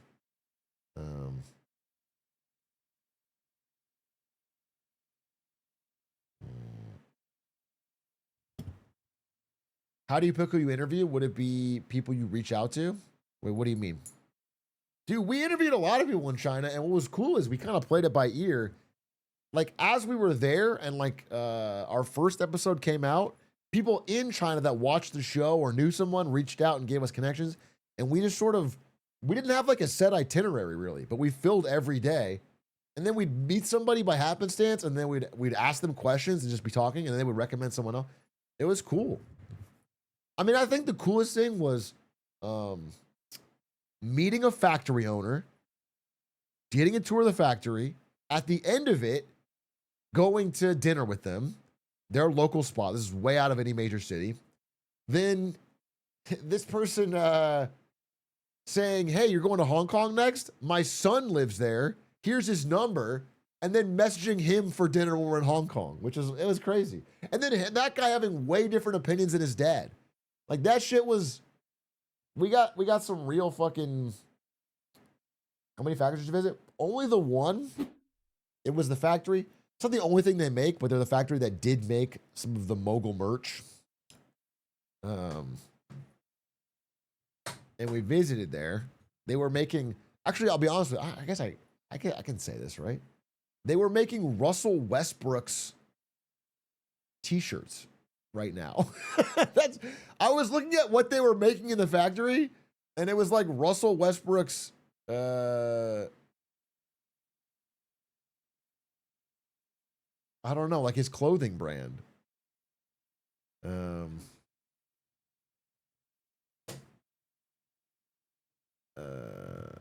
Is it a shirt with a brick on it? No. And Russell Westbrook and Ledward the same person? Possibly. What were the standards like? No, it was great. It was funny though, because so Aiden had sent this guy questions ahead of time just to like let him know like things we wanted to ask. Because they were like, we were like, hey, can we come see the factory and talk to people or whatever? And what's interesting is this guy didn't understand that we were doing this as part of a podcast just to learn more about the country. And like, he thought, oh, this is like some kind of inspection or something. Like, he thought it was like, because it makes no sense, right? Why would anyone want to fucking interview him is what he thought. Like, why would someone want to come out here and ask questions? So he was like, once he realized, he was way more open. Like, it was so funny. Like, I think the beginning of it, he was like very kind of, I don't know. Like, once he realized that this wasn't about, like we were just fucking talking.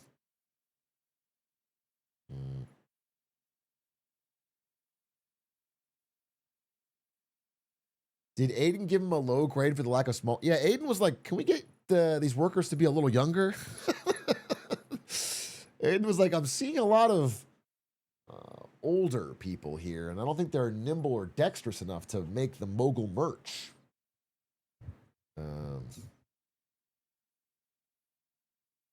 No, I mean, my honest take on it was that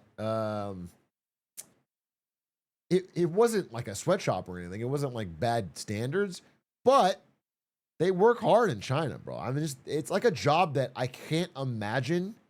And by the way, I heard this from Gen Z and shit. Like, there's a big stigma, I think, that Gen Z don't want factory jobs within China.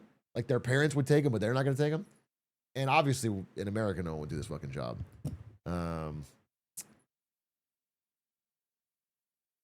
Because it was like 6 days a week, bro. It's 6 days a week. There was no nets. No, there was no. I mean, the nets are real at like Foxconn, but this job wasn't like that. Harder than streamer? No. No, I was interviewing. I'm asking the employees, and they're like, "Well, tell me about your job." And I said, "Well, I have to react to stuff and watch YouTube." And they were like, "Wait, what?"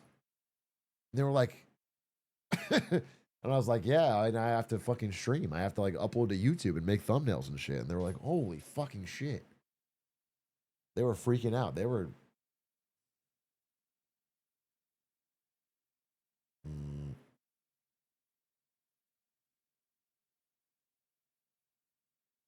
Would you visit a clothing factory in the U.S. for a comparison? Bro, we barely have any left. But yeah, I would. I would love to get a comparison. I mean, look, I probably have a video. I don't know. You guys are talking like you're imagining the. It was. It looked like a standard blue collar work environment, I guess is what I would tell you. And we did talk to people, and I videoed most of the whole thing. But I have all these Renaissance Fair photos. Let's see. Let's see if I got it. Between all the basketball photos I took in China.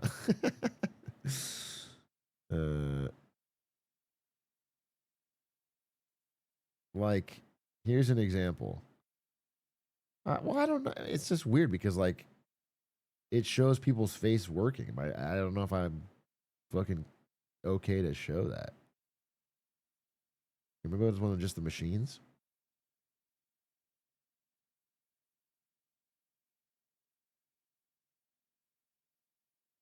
I think this one's fine. Because this is the guy we interviewed, so it's on camera. Send it to Adish to blur their faces.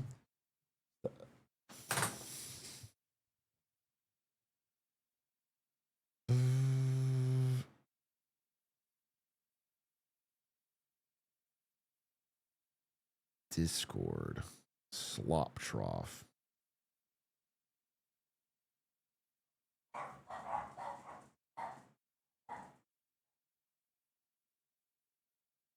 Who the what? Why is the dog barking?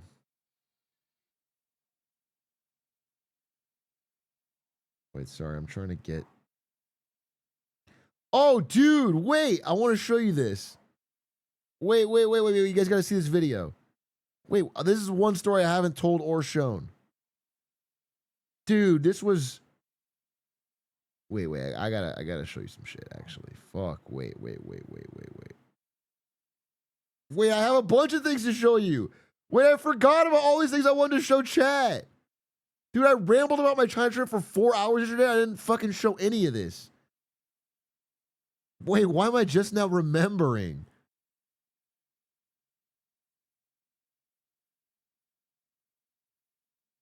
Dude, wait, there's so much. Okay, wait.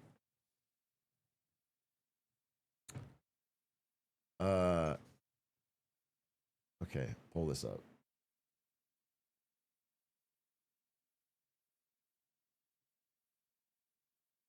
Okay, first of all, here's the factory that I can show. This is the guy we interviewed. And then we keep it in the file, and then even though whenever we have a problem, we can take it out. We have Oh, you can kind of see some of it back there. Like, that's the factory. That's people working. There's Aiden, and there's Doug. And that shirt he's wearing is the Russell Westbrook brand. You know, it's pretty normal. I think it was pretty normal. I would say nothing too crazy, other than just the, where's the children? Again, I looked. I think my understanding is they only bring out the child workers when they're making Ludwig's merch. When they make anyone else's, they use adult workers.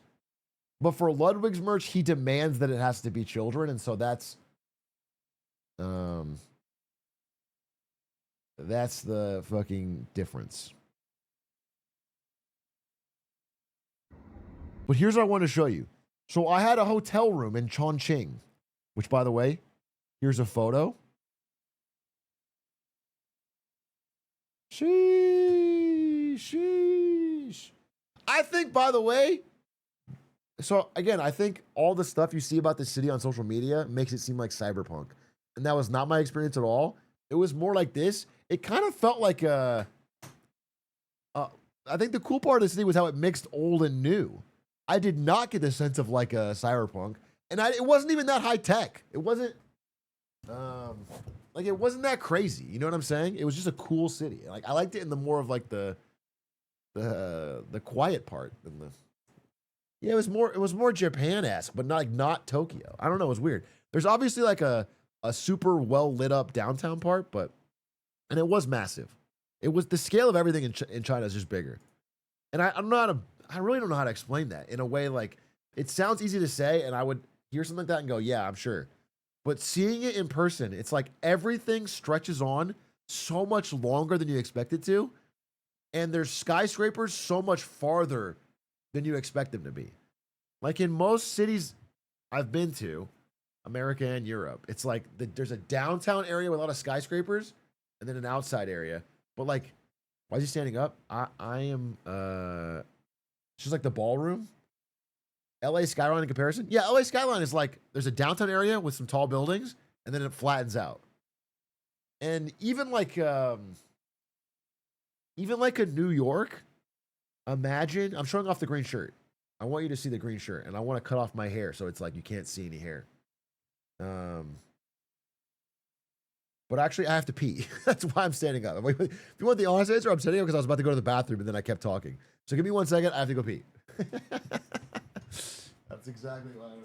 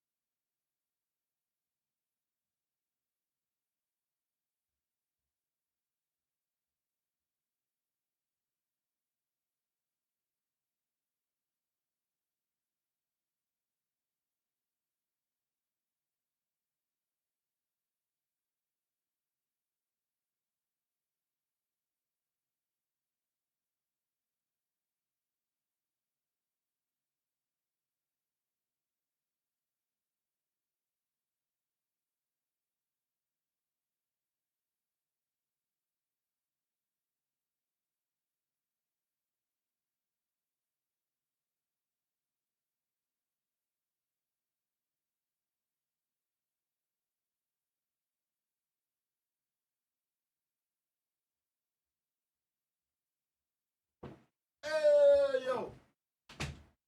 Bro, I just fucking dipped. Dude, Ari is playing Slay the Spire co-op with her friend and just fucking just like, she's not being patient enough. Like her friend is clearly worse than her at the game. She's like she's like, why are you doing that? Why like don't use that card? she's gaming. She's mogging her. I hate playing co-op card games because of the waiting. The waiting? I think any co-op game where there's a big enough skill gap is kind of tough because the right move becomes let the best player make all the decisions. This is what ruins like Pandemic, Legacy, and those things. It's a lot of co-op board games get ruined by that. So if you are that player, you really have to learn to take a back seat and let people make their own decisions because otherwise you kind of just ruin it, even if it's the smart move.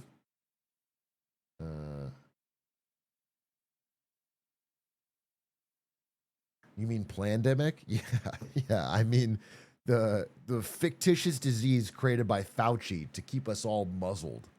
That's what I mean. That's what I was talking about. You caught my code.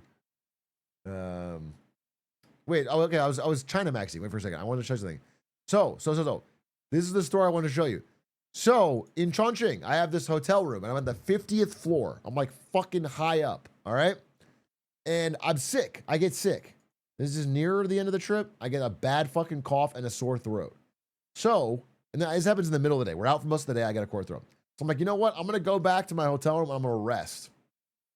I'm going to skip dinner tonight. We didn't have an interview planned or anything for that night. So I'm like, I'm just going to skip dinner. I'm going to rest to get back to things. So I go to my hotel room, 50th floor.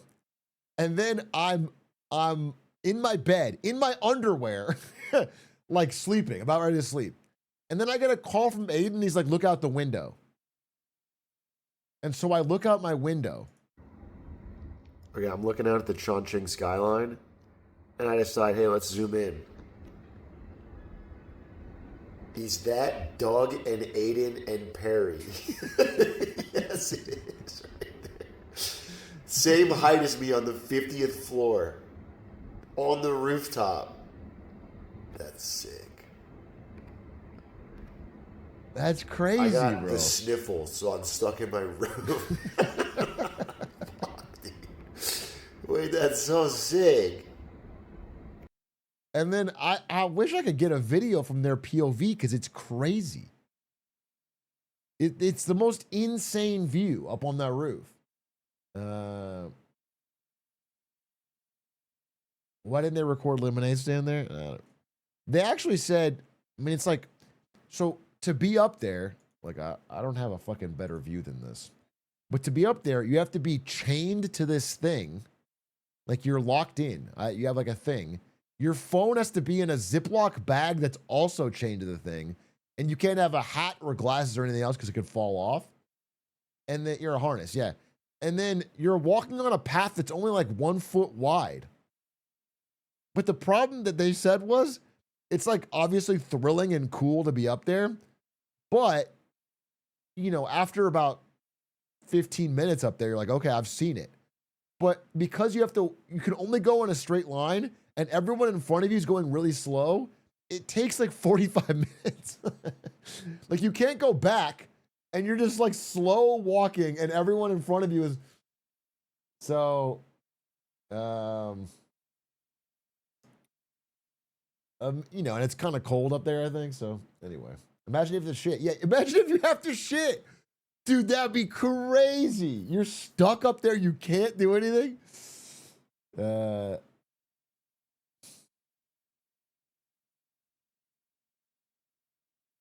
Then I wanted to show you this, which is this old snail man. I thought this is worth sharing. I feel like you had to see it. It really speaks to China. Okay?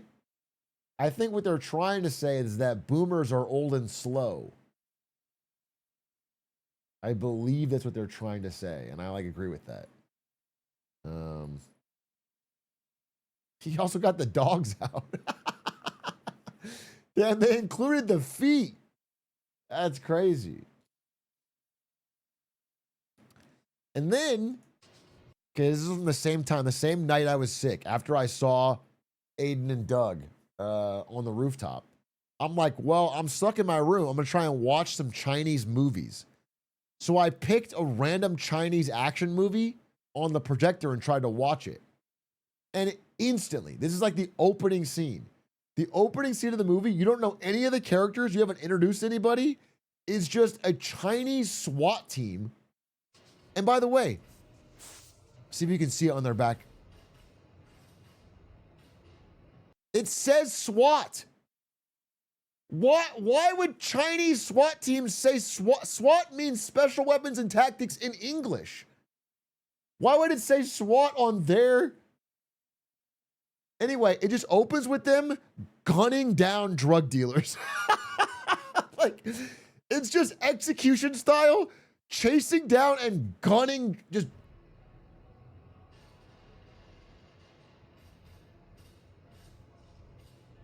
This is just the opening scene.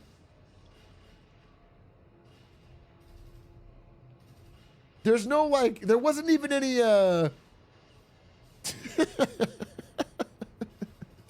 they just march. Like, what's weird is there's no tact. Like, they're not hiding behind any cover. And the other guys are hiding behind each other. They just both walk down this one open pathway in the middle of the...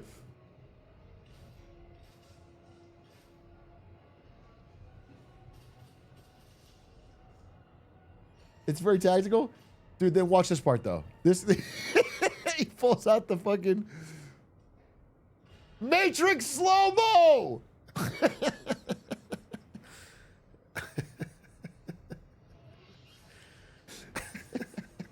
That's my laugh from the actual recording. Holy shit, bro. Holy shit. Oh, wait, I'm the same. I'm the same man that I was when I recorded it.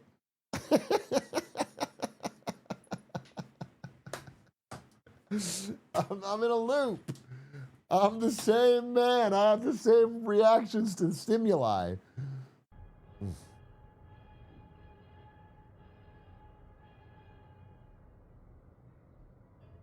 Uh-oh. And that's the intro. What a, I mean, it's cinema, bro. IMDb 12 out of 10.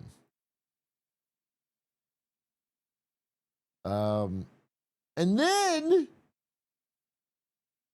I was fucking, wait, let's see if I can,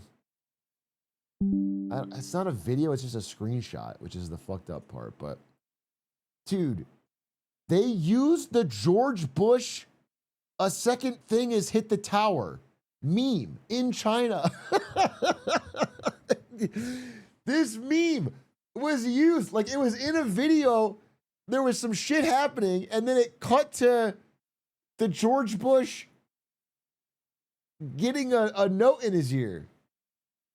That is a cultural victory, bro.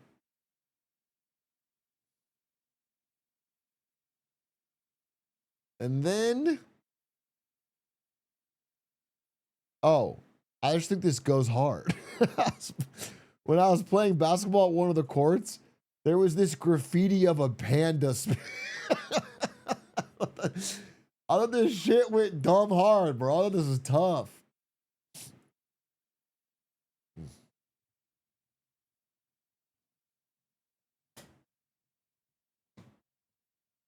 So I took a photo of this. I think that those 6 photos kind of encapsulate China. Oh, and then, wait, the other thing. All right, so, okay, this basketball game, I was telling you about this yesterday. I got cut off in the story. I play in the basketball game. The high schoolers go, hey, we need one more. I join the high schoolers. We run the table. No thanks to me, really. They're just fucking, they have infinitely more stamina than this old guy. The high schoolers go crazy. And afterwards, we're all just talking about our lives. Like, I'm asking them about, I'm really just asking them a lot of questions on the translator app about like their life in China and like their stress around the Gaokao test they're studying for, which is like this incredibly important test. And they asked me what I do, and I'm like, oh, I'm a YouTuber. And then they instantly pull out their phones and they try to look me up. They're like asking me what my channel is. So I'm like, all right, well, it's Atrioc. And I like tell them the name. And they look it up. And then, so when they realize I have, like they start talking to each other about how many subscribers I have. Once they realize I have a lot of subscribers, then they're like, hey, can we get a picture? And I'm like, you don't even watch YouTube here. Like, why would you, who the fuck's gonna care? Like, it's not, but they want to get a picture. So I'm like, okay, fine. So then they all take individual photos with me and then a group photo with me. And they ask if they can add me on WeChat. I'm like, sure, but you'll be the only 5 friends I have on WeChat. I don't use WeChat. But I do. They add me on WeChat. All right. And then throughout the rest of my China trip, they're like texting me about videos of mine that they've looked up. And I kept one. This one is so funny. They were translating their own shit. And this guy goes, you have a video about Lego Ninjago. I love it so much. It's my childhood, bro. I'm like, they found some deep fucking cuts, bro.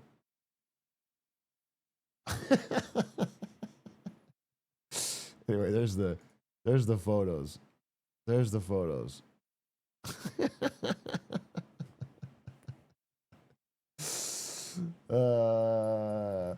But shit was fun. I'll be honest with you. That's the crew, dude. This is the crew.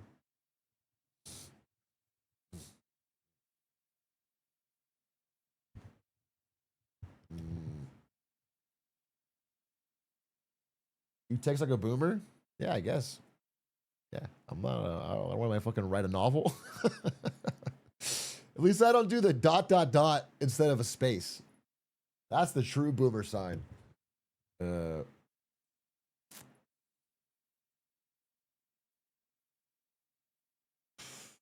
Damn true Unks has no hair. Bro, I was sweaty. I do think my hair is fucking gone in this photo, but it's because I was so fucking sweaty. I pushed it back. The faces they're making. I think I text like a millennial. Full stop.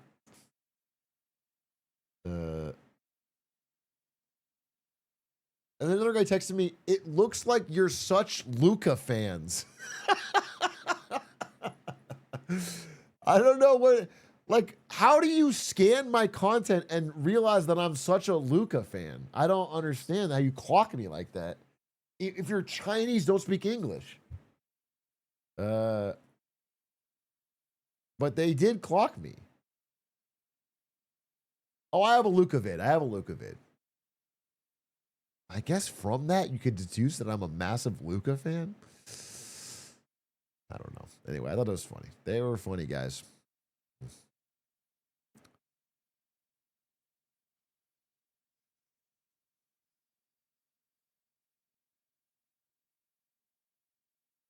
Where you wore a Lakers jersey so much? Yeah, but I didn't. I was in running shoes. I didn't have basketball gear on at all. This is my copium for.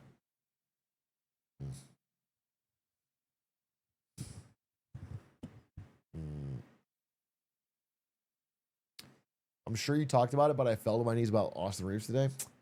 Bro, me fucking too. I'm not, this is like embarrassing to say because there's so many more things in the world to be bummed about.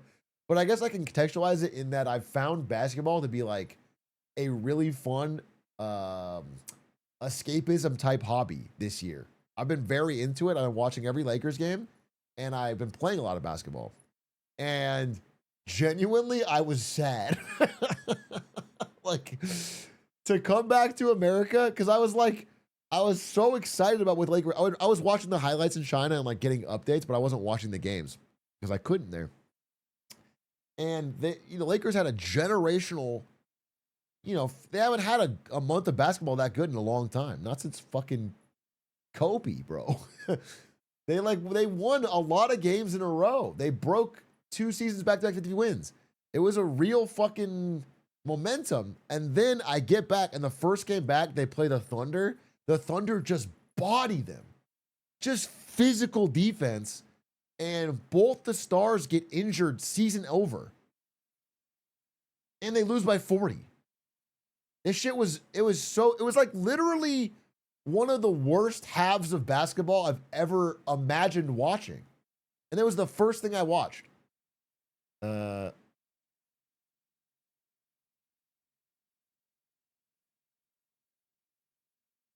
was my 9/11 for sure.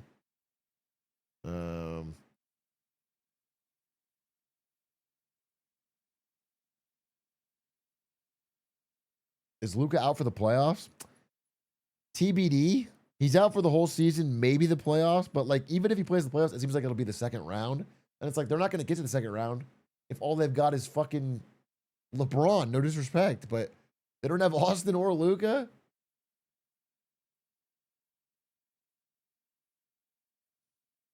Unless Bronny James can do it. Dude, can you imagine if LeBron James and Bronny, father and son, single-handedly win a playoff series? Wait a minute, I'm starting to believe. Wait a minute, I'm starting to believe. Father and son win a playoff series, go to second round. Luka and Austin come back full strength. Okay, they've rehabilitated. They've rested. They play better than before. We win. We get to the Western Conference Finals. We're playing against OKC again. This time, we're not fucking around. Okay? This time, We walk out there and LeBron punches Lou Dort right in the fucking face and gets a tech. Right in the fucking face, right at the beginning. Sets the tone, bro. Sets the fucking tone. And then Luka comes up and passes LeBron in the back and says, stand down. Stand down, big dog. We got it from here. And then, you know, LeBron passes a literal torch to Luka, and then Luka and Austin go off for 50 points each. And then we win the fucking series. Yes, dude. Wait a minute. Is the Lakers season not dead? Wait a minute. The dream's alive. It could definitely happen like I just said. Yeah, it's like the photo of Splinter. Robert Stacks, thank you for the gifted! Holy shit, he believes too.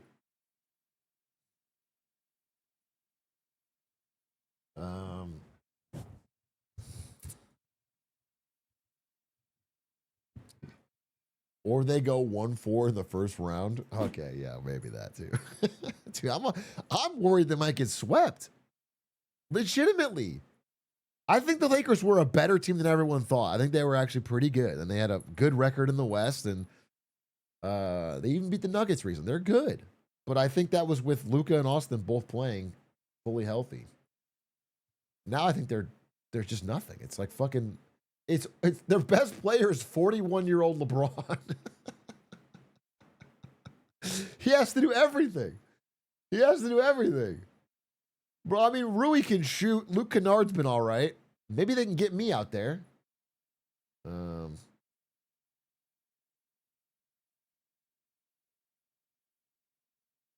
For us to lose. How they about to introduce LeBron at the first home playoff game?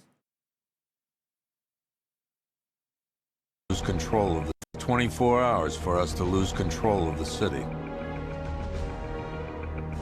Tonight, Gotham's relying on one man to save us all.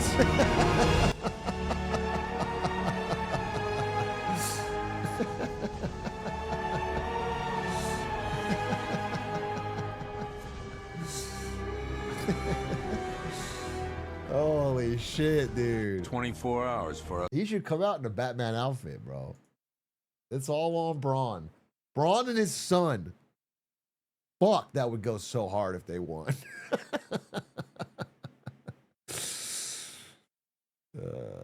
We need the Braun signal.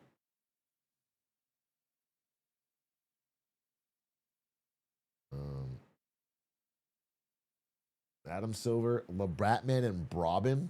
Wait, we haven't done any Get Smarter Saturday today. We got to watch a video, bro. There's got to be at least one fucking interesting video out there. Actually, there's probably hundreds. There's probably hundreds. Wait a minute. There's one from Hoog that came out right a few days ago called How LA Became a Dystopia that I wanted to watch. Because I'm LA's greatest defender. And I want to see what... Is it just about the minor problems of traffic and cost of living and no public transport and having one of the most horrendous hellscape airports of any major city? Because that's nothing. These are minor problems. Forget that the weather is great and we have LeBron James. This is Los Angeles, the second largest city in the United States. He says Angeles. I already don't like it. I already don't like this video. But it looks different compared to New York City and Chicago. It has big yards and low buildings. It doesn't fit the typical image of overcrowding you'd expect from a place like Midtown Manhattan. But behind that facade of cute freestanding homes are families that are doubling up and spending more than half their income on housing. Yeah. The suburban look is hiding a housing crisis, while simultaneously being the cause of that crisis. And this is the result, I wouldn't say not it's of hiding chance it. or of specific political ideology, but of decades of decisions from Zoning? individuals across the political spectrum that have prevented new housing from being built, even as more people moved in. This is the story about the evil design of Los Angeles and why LA can't build. These are the rents in New York and San Francisco, but this is the rent in LA. It doesn't seem that awful at first glance, but it's only half the picture. Incomes are much lower in LA, Half of all tenants in LA spend over 50% of their income on rent and utilities. It has the highest home price to income ratio in the United States. Atrioc, I can save you 40 minutes. He just says they need to build one more lane to fix all the issues. Okay, good. I was worried. But yeah, that actually makes a lot of sense. Yeah, actually, that is the problem. When you look around LA, you're like, wait a minute. Couldn't this all be fixed with one more lane? As a result, it also has the worst overcrowding in the nation. Others drive until they afford, with commutes of over 90 minutes each way. Oh. Hours of life gone that will never come back, stuck in traffic. I mean, I've said this before, but I think a study that has stuck with me, it said the greatest predictor of unhappiness in a job is commute. Every minute over 30 minutes your commute is, your satisfaction with any job, no matter how good the job, plummets. Like it's a free fall. Once you're getting to 40, 50, 60 minutes, it's like you could have the best job in the world and you will hate it. And so, yeah, that is a important, I think, reason why I think LA is frustrating for a lot of people. I mean, I think I've lived in LA 2 times in my life. One when I was broke and one when I'm doing more well off, all right? And the truth is, obviously money makes a big difference, but I would say the other part of that is that I have a job where I don't have to do normal 9 to 5 hours. So I don't think it's just that. It's that I don't have to be stuck in fucking traffic.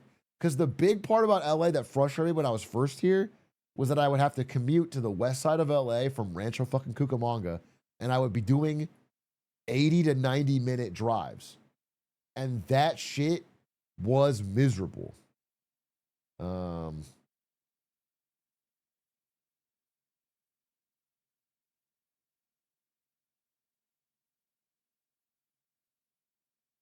My commute is 1 hour, 30 minutes?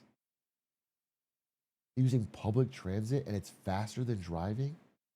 That's crazy. Just go on your phone. I'd be texting and driving. Okay, first of all, if you're 90-minute texting and driving every day, you will kill somebody. You will guaranteed. That is, it's a math problem at that point. You're going to, no, what I do is I turn the Tesla autopilot on and then I keep my feet up and watch a movie. Because Elon got me.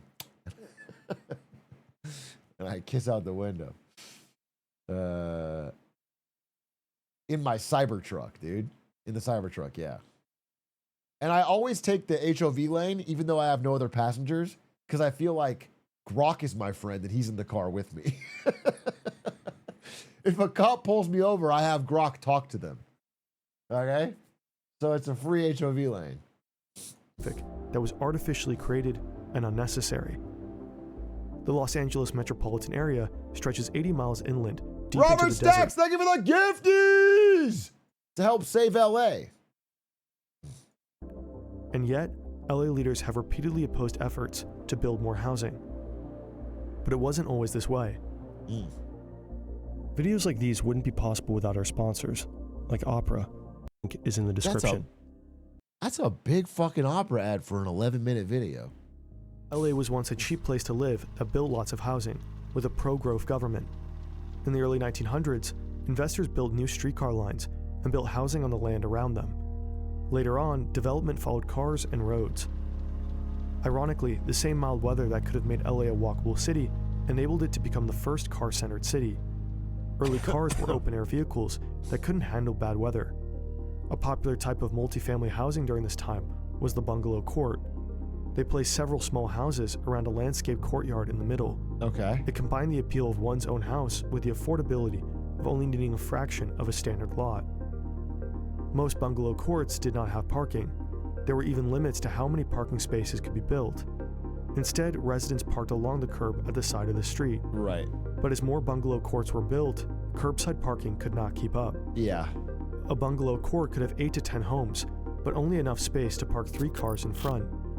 In 1934 to 1935, LA zoning was changed, to require that every unit. Well, luckily by changing the zoning, they have truly fixed parking in Los Angeles.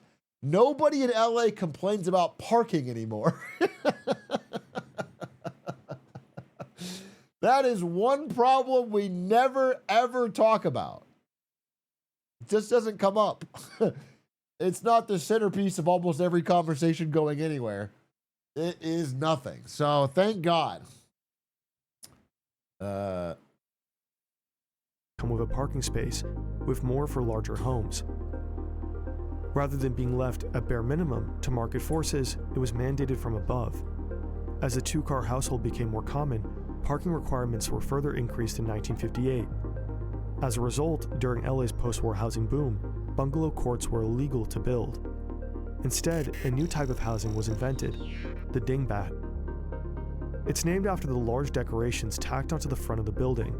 Designed to have a parking space for each apartment, the classic dingbat is a two-story wood building with stucco walls. Yeah, those. I see Most of the those. first floor is parking, with apartments in the back and You don't really perched want to above the live in a parking lot dingbat, stilts. though. Like bungalow courts, a typical dingbat could have 6 to 12 homes on a single lot.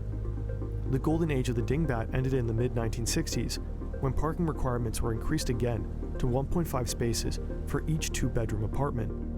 This was very hard to fit on a single lot. The 50-foot width of a standard Los Angeles lot is less than the 60-feet width of a standard parking aisle. Instead, developers shifted to combining lots to build larger apartment buildings with semi-underground parking. Why don't we just make all the buildings parking lots? And you can sort of live in the gaps. You know what I'm saying? I feel like we're thinking of parking lots as like housing first and parking lots are in addition to that. I think we should think about parking lots first and housing is a nice to have bonus on that. Or we should all drive RVs and everything should be a fucking parking lot. We just gotta flip the paradigms. But then Los Angeles downzoned, reducing the size of buildings allowed. However, You know what we should the do? Is I think the entire metro area of Los Angeles, we should pave with a bulldozer and make it entirely flat parking lot, the whole thing. And then all the houses will be underground. So you can it's just like an endless parking lot as far as the eye can see. And we can live. And that way we remove the worst part of LA, which is the weather. And we get the best part, which is driving. Driving, dude. I think. And the smog.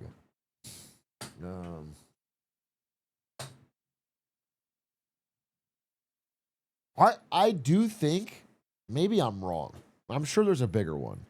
But the Dodger Stadium parking lot is like the biggest parking lot I've ever seen in my life. And I've been all over the world.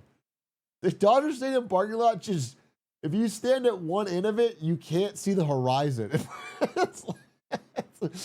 It feels like the parking stretches forever, bro. requirements ended up doing that anyway.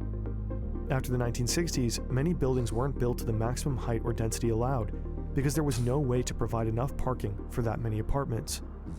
Unable to build up, LA built outwards. Boxed in by mountains and the ocean, suburban development followed freeways, crossing mountain passes and county lines into surrounding valleys. By the early 2000s, this model stopped working. Los Angeles had sprawled out 80 miles inland, deep into Riverside and San Bernardino counties. But I want to show you what I'm talking about. Dodger Stadium parking lot.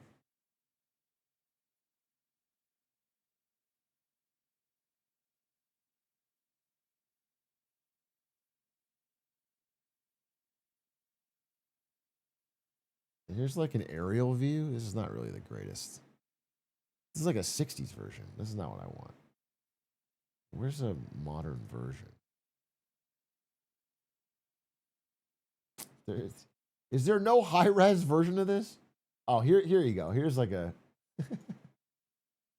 This is sort of it.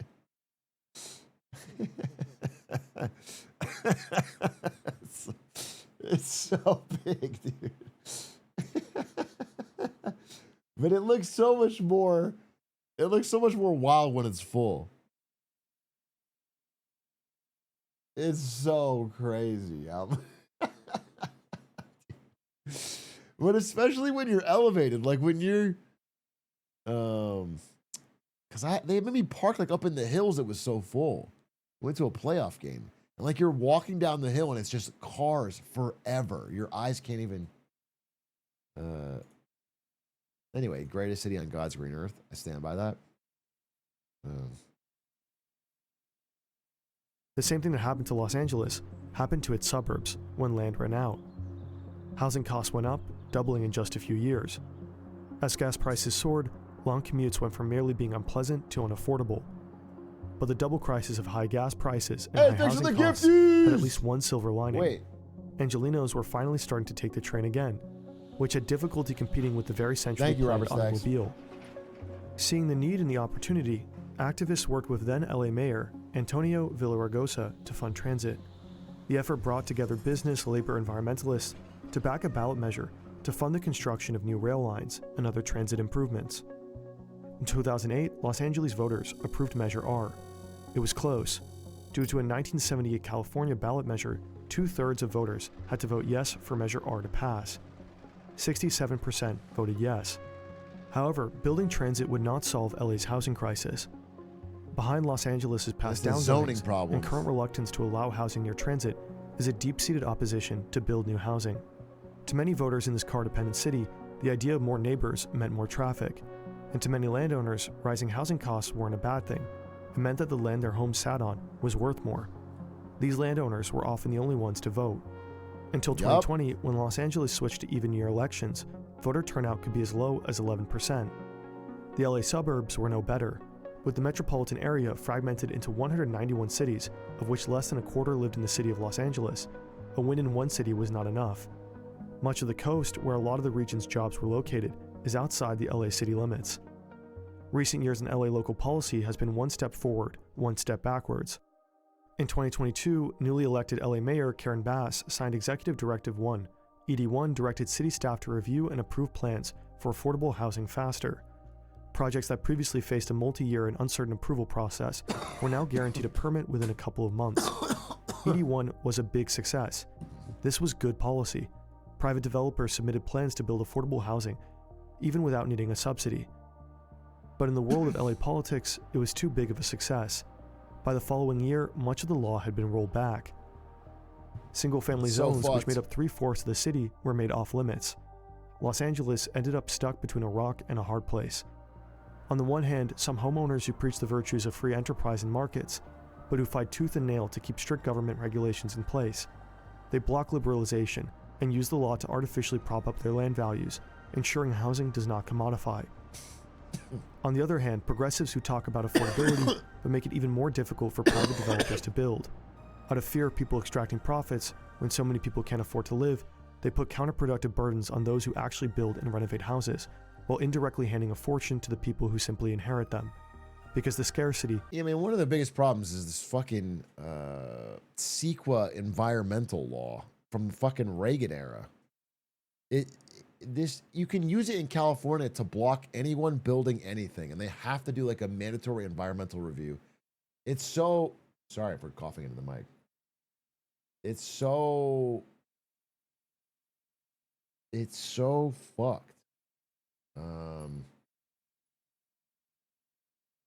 Newsom amended. I know there's been some changes recently, and hopefully they can make progress. But I gotta be honest, the financial incentive is so against it because people, they just don't want their housing price to go down, and they know that if they build a dense housing unit near them, still remains.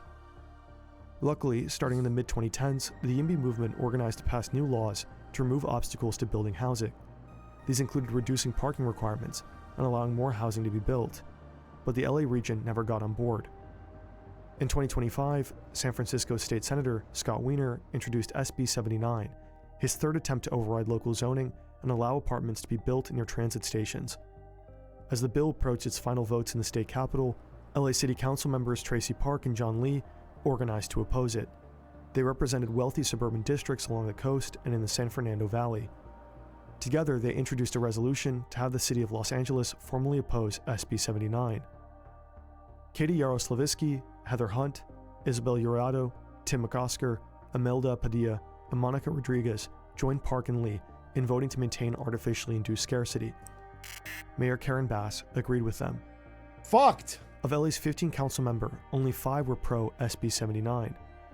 Among them, Councilmember Rahman, who urged the council to support SB 79, stating that the LA Council talk a lot about our housing crisis on this body, but our actions. That's why, like, we talked about this on the pod, but I like Japan having federal zoning, so it's not even in your hands. Like, you as a local area don't get to fucking decide. I prefer that, because if it's local politics down to it, they're dominated by the people in that area that own housing. And so it's super incentivized to never build anything. It just can't be in your control. They will always fucking block it. Have not met the moment. Back in the state capitol, many LA legislators voted no or skipped the vote, functionally the same as voting no. Many represented the same neighborhoods as the council members that opposed SB 79.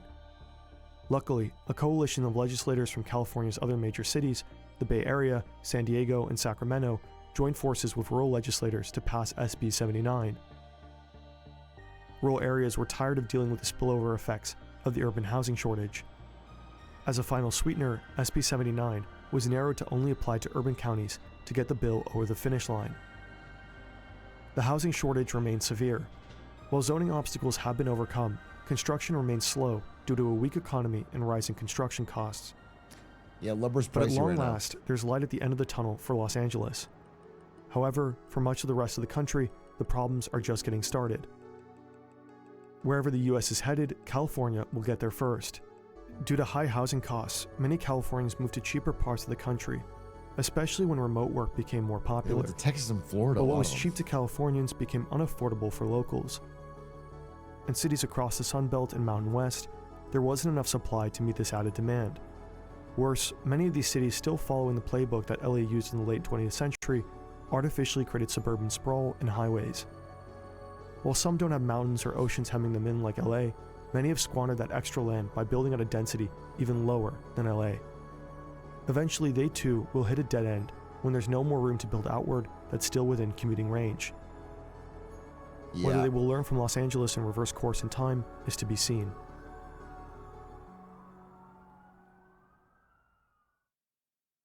Interesting video. It really wasn't so much about LA. I mean, other than one part of LA, which is the bad zoning, which is very interesting, but it was really just about housing.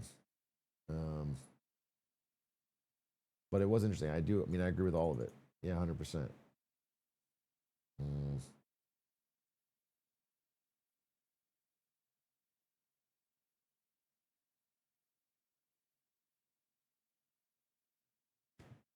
What do you think about rising construction costs? Yeah, it's a problem, especially like lumber and especially I think that's the main one actually, but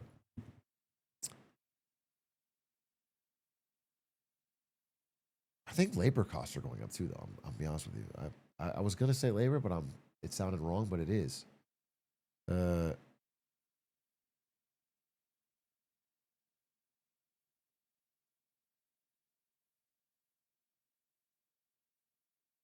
Is 3D printed housing fake? It's not fake. I do think there's a aspect of 3D printed housing where the people that gas it up the most would not buy one. So I don't know what that says, but there's a lot of people who like talk about how revolutionary it's going to be, but they wouldn't live in one. And I find that to be, I'm sure the tech is going to do something cool, but holy shit, 50 gifties? Wait, do you have a message? Robert Stacks, thank you for the fucking gifties. You said I would not pay for parking at my university, and then I would get tickets, and I would put tickets on my car each day to not get more, and would not get more and save a few hundred. Oh, the gambit. I've done that too. I did that at ASU. You get a ticket, you leave the ticket out next time so they don't fucking flag you again. I've done the same thing, bro. It's a classic. Yeah. Dude, there is another one? Wait, I think I've told this story. Um, where's... I need to find the fucking... Come on. Okay, here's the best photo I can get. This is not a good photo. Wait, and this is... God damn it. Can somebody... Wait.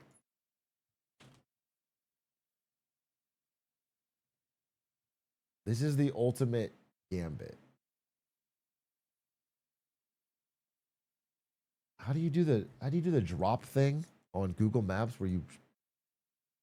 Where's the little guy? Oh, here it is. Okay.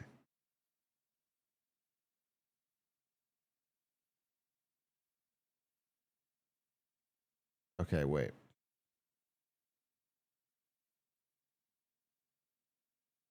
Yeah. Yeah, I think this is it. Okay. So this is Gamage at ASU. It's like a performing hall. It's like where they have plays or orchestras or performances or whatever. So this is like the best view I can get.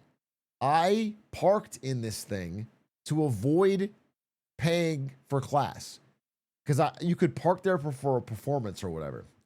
Okay, so I parked there to dodge paying the parking fee. But then I went to class all day and I came back to this edge of campus and I saw that they had put up a barrier at the entrance to the parking lot to not let you out because they were checking for people avoiding parking. And like you had to pay, right? And so I was like, fuck that, I'm not paying. They're gonna get my ass. So I drove across this. I drove backwards. I backed out, boom, boom. And I went all on this, and then I peeled back into traffic.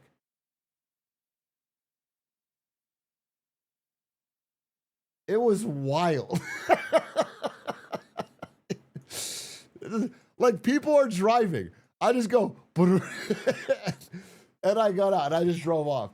This is a hand of God true story that I did to dodge fucking parking obligations. All for what, $20? No, dude, it was way more. It was, I mean, a parking pass for the semester is like $800. It was like crazy. It was too expensive. Although, if you add up all the tickets I got over the course of 4 years, it probably fucking could have bought a pass. But it was fucking expensive, bro. I swear to God. I came up with so many different ways to avoid getting parking, including, like, there was one time when I went to the West Campus, I would try to find the parking attendant, like the person that was like checking cars, and park right after they left. So they go to different, I was like trying to time it with their schedule. So you'd see like when they go through, and I'm like, all right, well, you're done with this spot, so you're not going to come back. I did a lot of shit to avoid parking because if anything, it probably would have been better just to fucking pay it.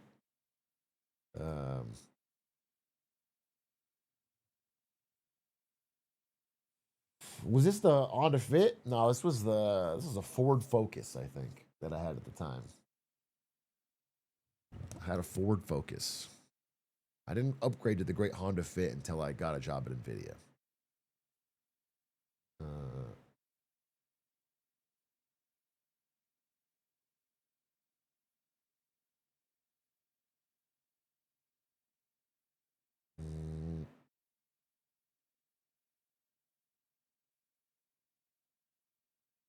I used to park so I'd get a ticket because it was $30 cheaper than an overnight parking garage.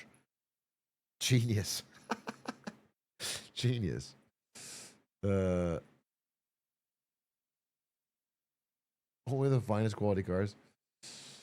What year did you get your first dinosaur? Hey, I'm gonna do, folks. I think I'm gonna do one STS2 run, if you don't mind. Late night Slay the Spire 2. I've been really enjoying it. I just hit Only did one video for GSS, so probably we're going to do a Get Smarter Sunday. I'm playing basketball early tomorrow instead of late, and I think I will go live tomorrow. Don't hold me to it, but I think I will. I'm trying to get back in the swing of things for April anyway, so I'm gonna do a Sunday stream, and we'll do some real hardcore GSS. There's like a ton of great videos I want to watch, and I didn't really get to it today. I've been kind of like just doing China Hangover talk about stuff. Okay, one STS. I gotta tell you, STS2 is a fucking fantastic game. This is just such. They did it again, really. They just knocked it out of the park. I've been having fun watching Ari play. I've been having fun playing it. So here I'm at A10, Ironclad, not beaten. I barely played the Silent. A10 defeated on the Regent, done. Barely played Necrobinder. And then I'm at 9 on Defect. By the way, I just now notice that I hate women. Why the hell have I only played the male characters? Why am I grinding all the male characters? Wait, that's crazy work. That's crazy work, bro. I gotta pick one of the women. That's wild. Okay. So anyway, I can either do A9 Defect or I could do A10 Ironclad. I don't care. What do you think? Either one of them are worth grinding.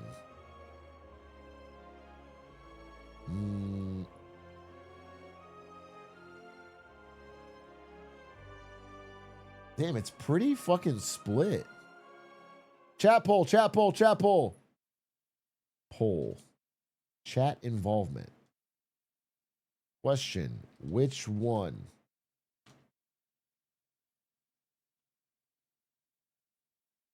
Duration, 3 minutes. Atrioc per vote? Oh, it's Atrioc per vote? No, no additional votes. I'm not doing a rigged election.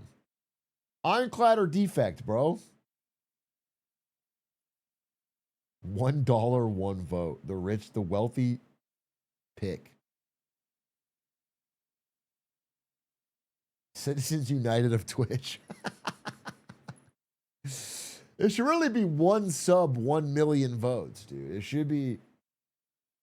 Holy 50-50. This is so insanely close. I figured one would edge it out. Wait, I shouldn't have picked 3 minutes. I'm just going to stop at it. I'm going to stop at it. Iron Chad, stop the steal. I think Iron Chad should probably assault the Capitol if they don't win. Right? I feel like whatever side loses should probably... They're going to be so confused to see you coming. To be fair, I am not counting mail-in ballots. That's correct. I'm not counting mail-in ballots. And I need to check all of your Twitch voter ID. Everyone in chat who's voting needs to present their Twitch voter ID. So that I can be sure that you're real citizens. What happens for a tie? I play fucking Silent. Boy, this is so close. It's down to the fucking wire.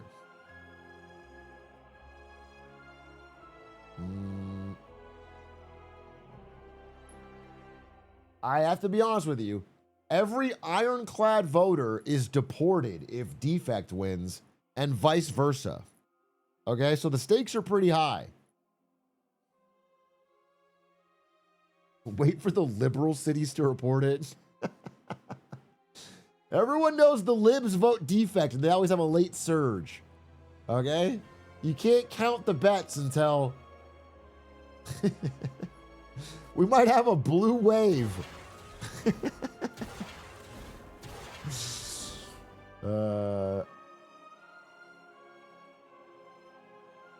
Okay.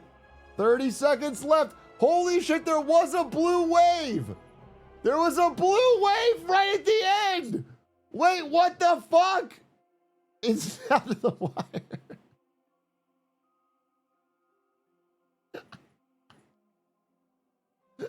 What a waste of time. What a waste of time. What a fucking waste of time. My God. I have to play the fucking silence.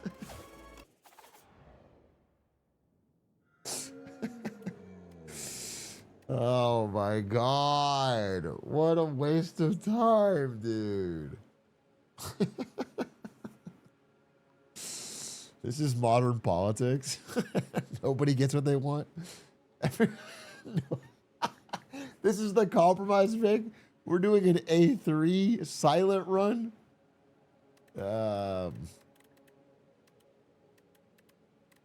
Fuck it, we ball. Lava Rock. Just got to beat the first boss and we go crazy. I gotta fight an elite at some point. I guess that. Okay, silent. What do I remember? I don't play the silent that much, honestly. I don't play the silent. I think silent. Discard is hella good. Me talking about a card I like.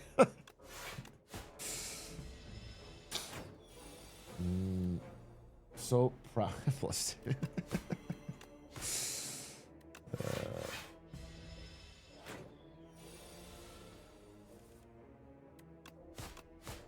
Okay, no damage. Strangle. When you play a card this turn, the enemy loses 2 HP. That could be good with shivs. Flick Flack. Slide. Deal 7 damage to all enemies. Wait, that sounds pretty good. That sounds pretty good. I'll do this. Well, this is actually pretty solid. I like having AoE though. AoE is so bomb. I'll take Flick Flag. Okay. I need more cards before I start hitting this shit. Dude, I wish I had fucking Flick Flag right now. Okay. Bing, bong. Bing, bong. Damn, what a turn.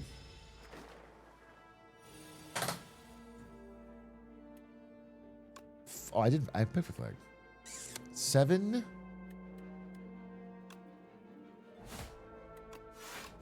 Take 1. Bing Bong is Act 3. Oh, you're joking. I see what you're saying. You're doing a thing. Have you been watching the AoE Rebel Tournament? Yeah, it's fucking awesome.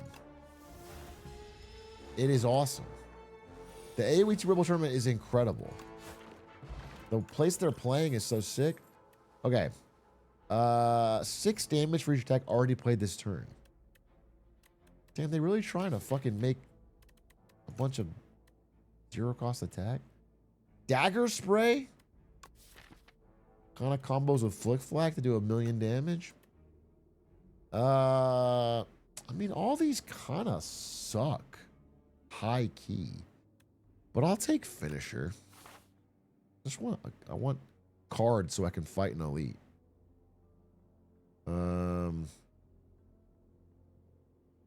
I want to hit this elite, and this shop.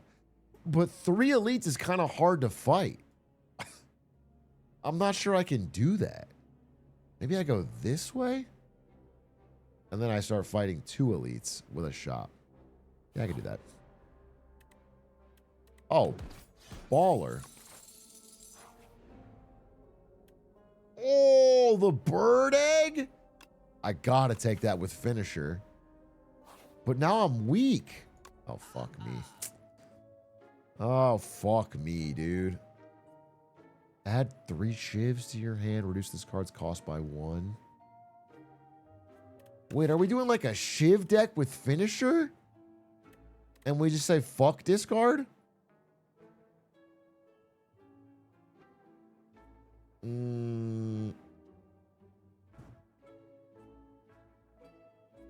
That's not a bad idea. Well-laid plans goes hella hard with finisher.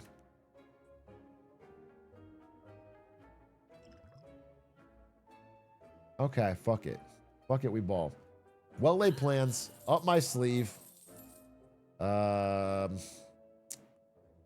Probably remove a card. Remove a fucking strike. And then take precise cut. Is that good? I don't know. Could also just take dramatic entrance, which kind of goes dumb hard. Expose. Remove all artifacts and block from the enemy. Apply to vulnerable exhaust. Why is this good? It's a skill. I mean, it seems fine. I don't think I have the draw to be using this.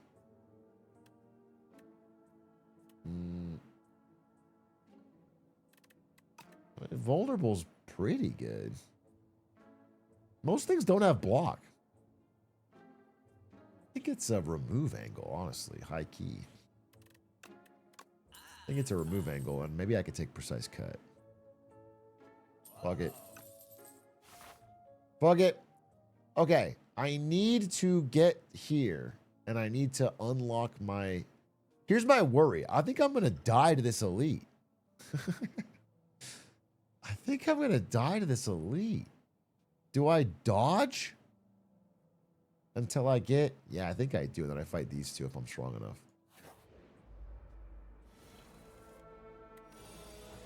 Okay. What's my plan?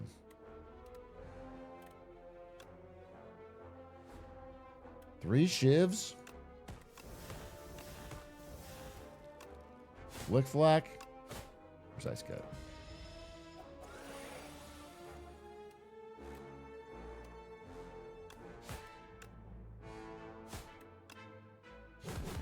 Done. Done and dusted. Another well-laid plans? I'm not doing poison, bro.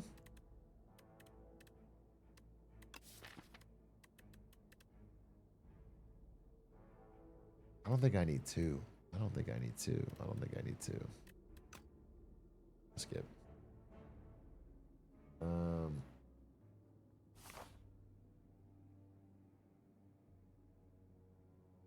Go here.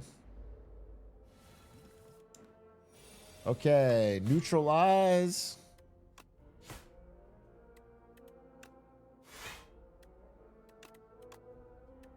I like that.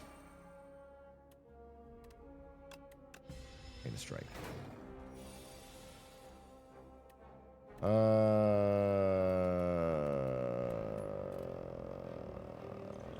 Can I kill with this? 11? 11? 22? No, I can't. I can't. Alright, well then we just fucking take it, dude. Oh, I should have retained it. Oh, I'm a dumbass. Wait, I'm a fucking grade A dumbass. Wait, I'm so stupid and dumb. Oh my God, I'm dumb as shit. I'm actually goofy and stupid. I had to retain. I forgot that I had that. Oh, I'm dumb as hell. Wait, I'm actually fucking stupid. And I'm taking 8. Wait, why am I playing so stupidly? Okay, I gotta relax, dude. What is happening?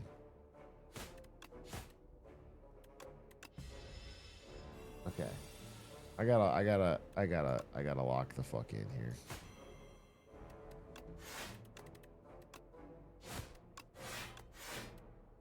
Okay. I'll retain the fucking egg. Okay. Big mistakes. Big mistakes. Big mistakes. Decent, but I'm not doing it yet. We're gonna go here. We're gonna hatch the egg. We get the bird. We're going to grab this. We're going to go here. We're going to heal. We're going to go back to the elite. We're going to kill this fucker. This is a pretty good start. 1, 2. Yeah, fuck it. Fuck it.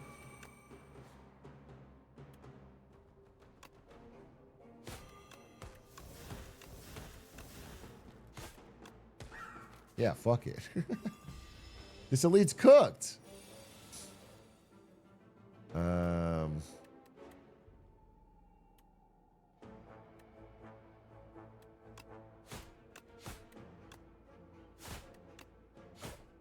Dude, he's dead. Actually, 0 damage? Let's go!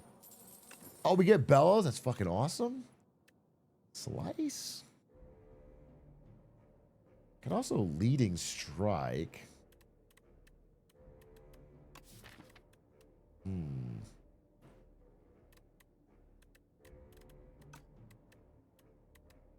I think I do leading strike. Yeah, bellows on silence, unreal. What does this upgrade into?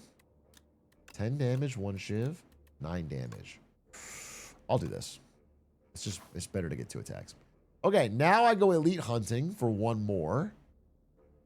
I guess I'll do this. Yeah.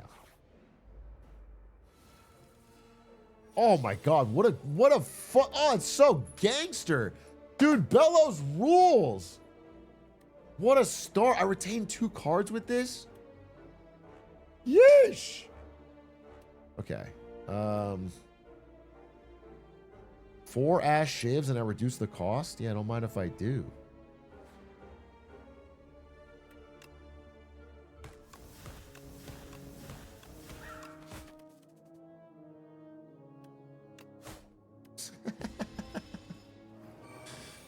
Yeah, hell yeah.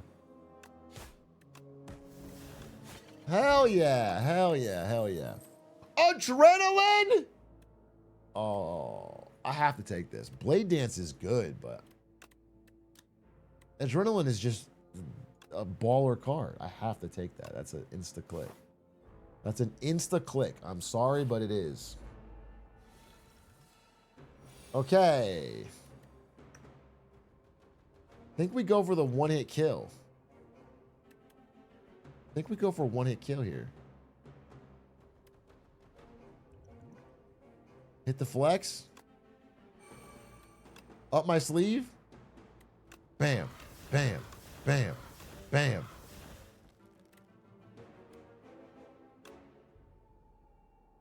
Bam. Yes. Yes, queen. I'm already retaining finisher. I don't think I need to play another one. Could take expose. I'll take expose.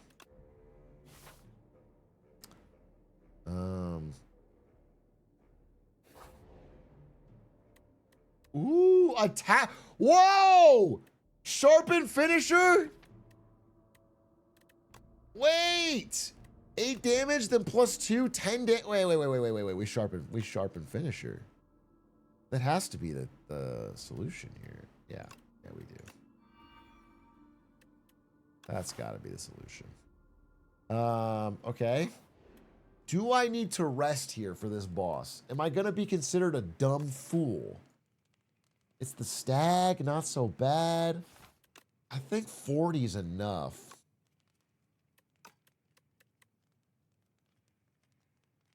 I think 40 is enough. The interesting thing, though, is that whatever I upgrade could also be wasted. I'll upgrade finisher, I guess. Because of bellows. Okay, good. It worked out. Step 1, adrenaline. Oh, okay.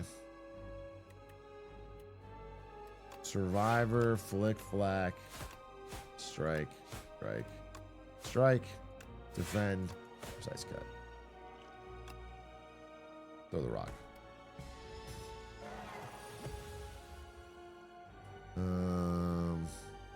Okay, well-laid plans. Neutralize.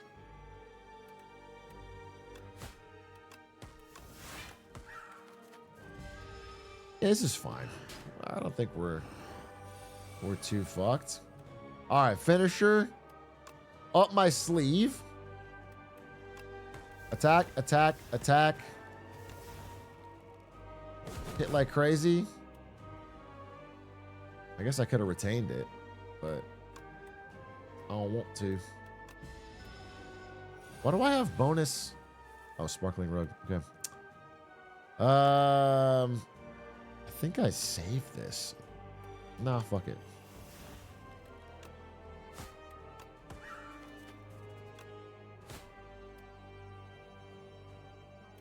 Keep this. Finisher is ringing. One card this turn?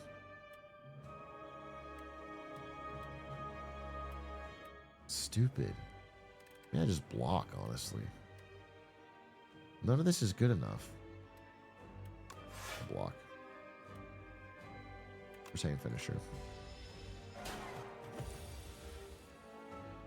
Okay. Strike. I can't kill. I think I actually defend.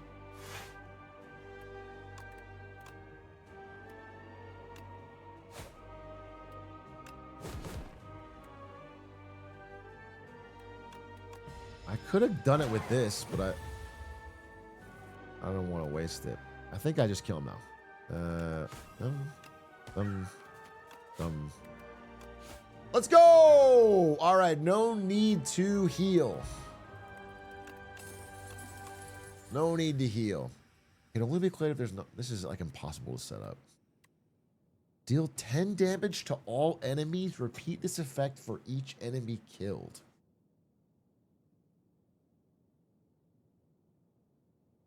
No. It's like, there's some enemies where that's baller. There's some enemies where that's really sick, but... What is this one? Enemy loses strength and apply next week. I think...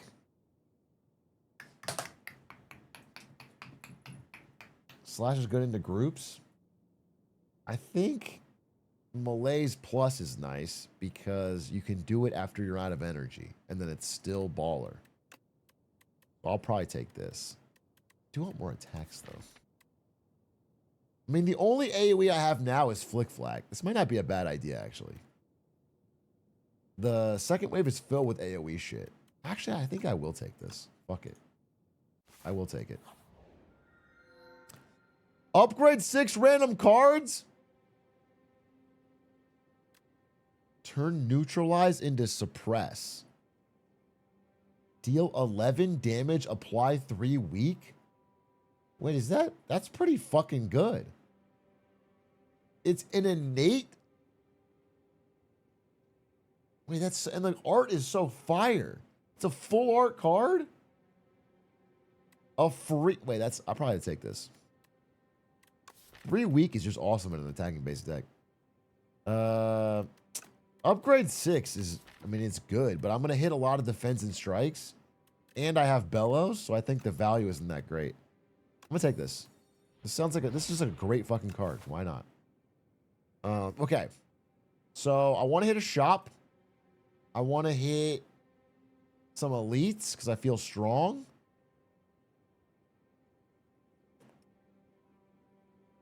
I could hit this shop, though, maybe? Like, maybe do a... Like, this fucking route. Yeah, it looks baller to me. Let's go. Okay. Instantly hit him with a suppress. Survivor. Strike. Strike.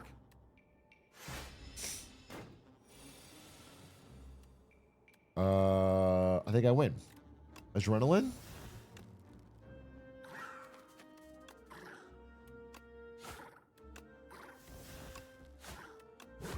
Nice. Nice, dude. Dodge and roll. Trash. Okay, I need to use this because I'm wasting it. Oh, echoing slash. Oh, wait a minute. Wait a minute. All right, suppress. This should double it up. Now, can I set this up to do more than that? Yes. The answer is I can. I think I can 3-hit. So this will do 13. Oh, the max is 9. I have to do one more. Okay. So this will kill the first one. And then 13 will kill this one. And then it'll do a third one and kill this one. It should be done right now. And if it's not, I'll solve it. That's sick. That's sick. That's exactly why you pick up that card. Acrobatics is busty dusty. I just take this card every day of the week.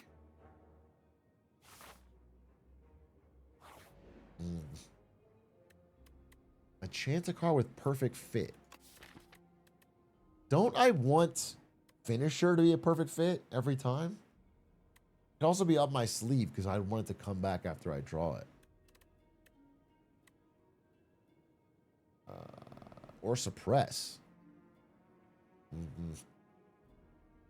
Adrenaline? Nah, adrenaline exhausts itself, so it's not really worth it to be perfect fit. I think I want either suppress. I think it's finisher, honestly. I think it's finisher. I also could remove 2 cards and hit a shop. Wait a minute.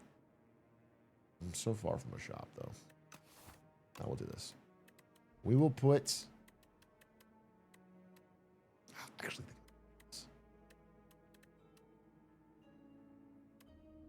when I can't put finisher because I've already modified it. All right, I'll put it on my sleeve. Okay. Pay 125 gold, remove a card from your deck. Okay.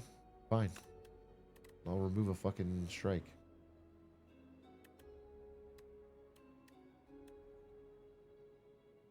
Oh, that's too many defends at this point, bro. I'll remove a strike. Okay, we hit this. Dude, do I really want to hit a fucking thing? I mean, hitting the shop doesn't matter anymore. I'm broke. Whatever.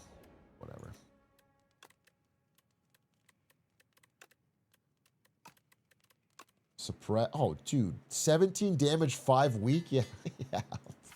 Yeah, dude. I'll fucking do that. That's awesome. Oh, it's an 8!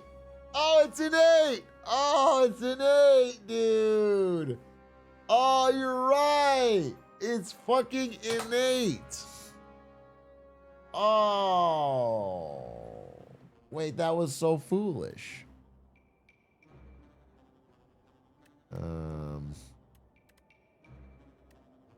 Okay, wait, I want to kill this guy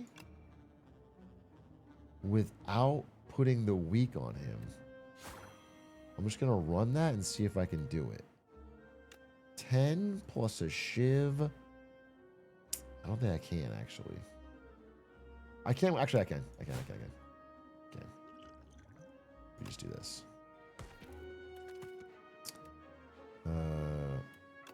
Well-laid plans. Let's do defend. Well-laid plans. Shiv, precise cut.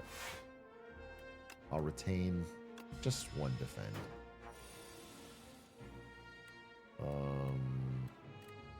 Adrenaline. Bird swoop. Oh, fucking bad order too. What am I doing, bro?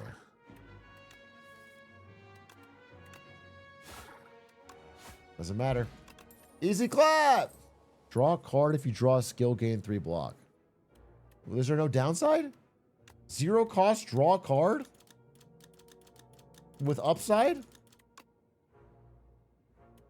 Why is this not an insta-click? I'll take it.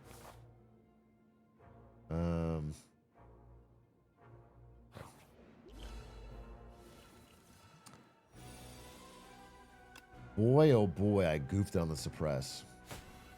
I just goofed it.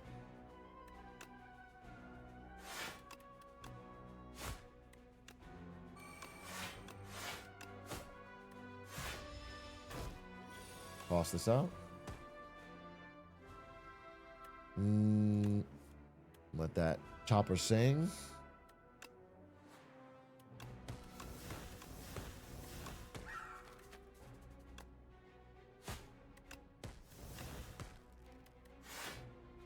I'll retain this.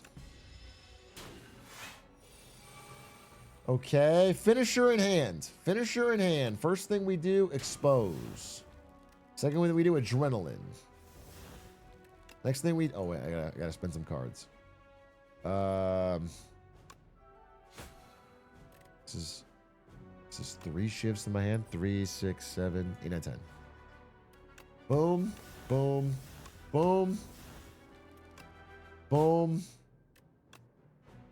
Boom. Fuck yeah. Fuck yeah. I think I'd get rid of this. Upgrades. Fan of Knives. Shivs hit all enemies. Add 4 shifts to your hand? Yeah. I think I will. Holy, bro. Fan of Knives? Yeah, I might be. Yeah, I think I am. Okay, I also have enough gold, I think, to hit this shop. Though I might just fuck around an elite hunt. Like, what am I really afraid of, dude? I'm strong as shot. Well, I could lose hella HP. I could lose hella HP in, like, the worst time because... If this elite goes badly, I guess I can always bail out to here, and then I only have to fight one more. Yeah, we're fine. Let's elite hunt though. I hate this guy. I hate this guy. This is actually such a good card to get though right now. 5 shifts to my hand. I have 6 cards. I need to. All right. Strongest one is this. We're gonna expose. Then we are going to Fan of Knives to get 5. Then we're going to start letting the chopper sing.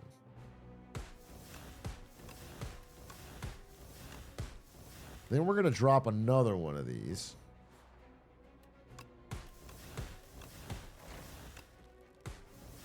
Then we're going to drop a suppress. And then we're going to drop...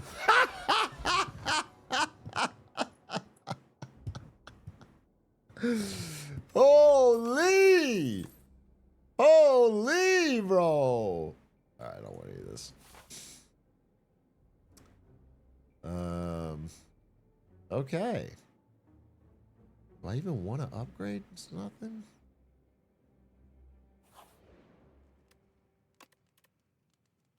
Adrenaline. All right, let's upgrade this. I'm using this all the time. Actually, upgrade Fan of Knives. Yeah, upgrade Fan of Knives. Well, I don't actually fucking know what I want to upgrade.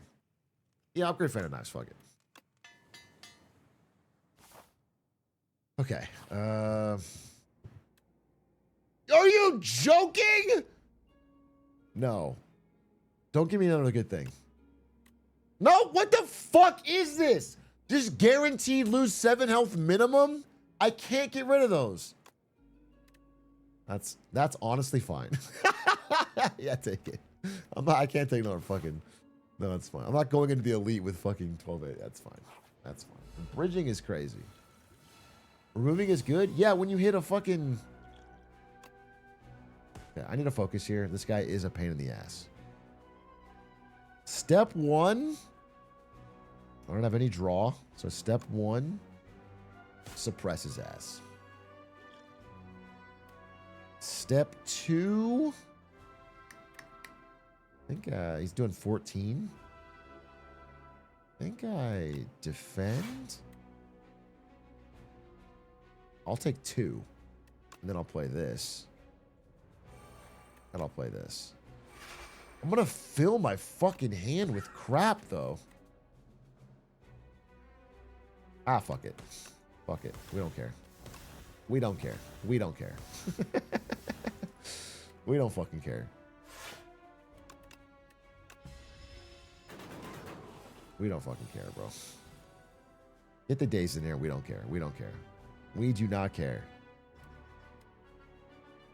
Up my sleeve. Oh, holy fuck, I'm stupid. It's fine, though. It's fine, though. We're not worried. Nah, we're not worried.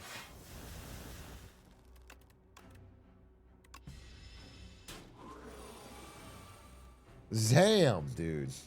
Okay, now we hit him with the expose. We drop a... Wait a minute. We fucking strike. Precise cut. Adrenaline. Ha! Hit him with the finisher! I just knew it was coming, too. I just knew it was coming. That's the thing. I just knew it was coming.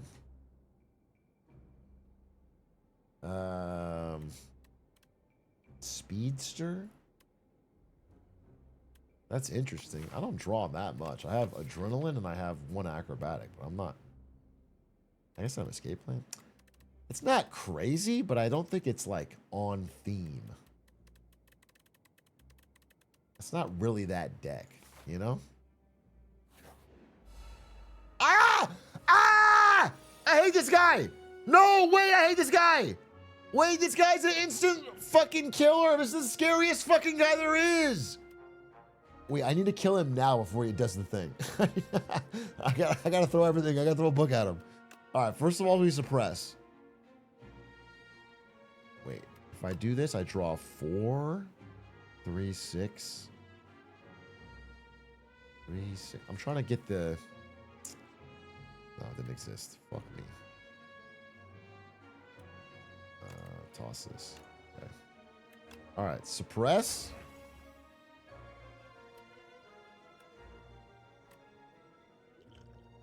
Drink.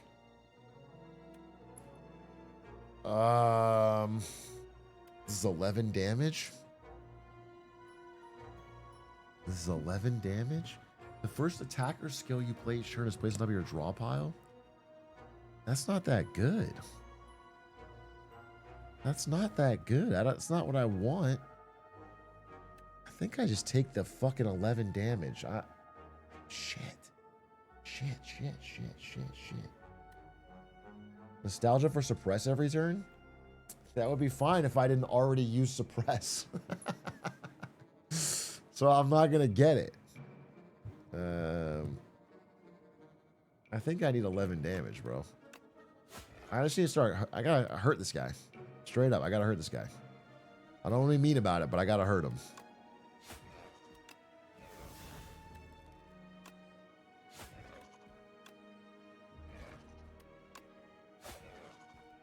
Yeah. Okay. We're probably okay. Just because I... Wait. I think... Dude, the problem is the finisher's gonna do no damage because I'm gonna lose all my strength. Fuck. Wait. It's almost better to... Wait, I don't know how to do this.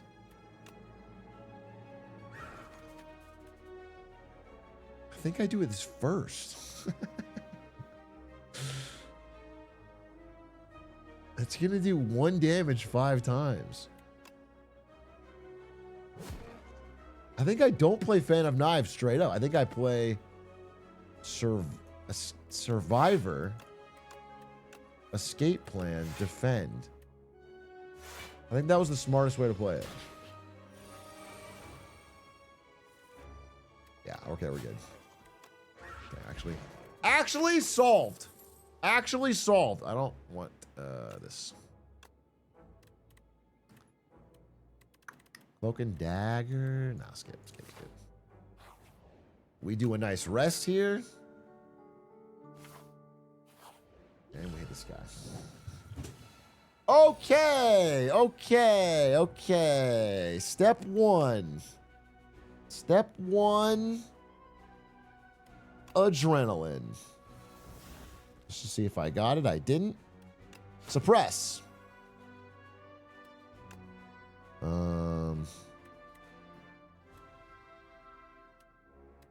It's kind of annoying here. 3, 4, 5, 6. Draw 4 cards. Discard or defend.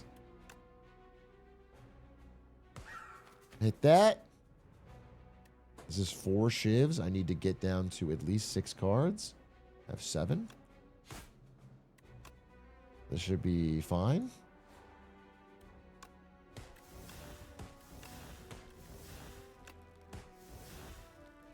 Echoing Slash. Finisher. Beast. Beast. Beast, dude. Orichalcum and Gorget. That's crazy. That is crazy work. Expose? Expose his ass? Escape plan? I need to get to 5 cards. 1, 2, 3. Dude, just fuck this card. Get it out of my deck.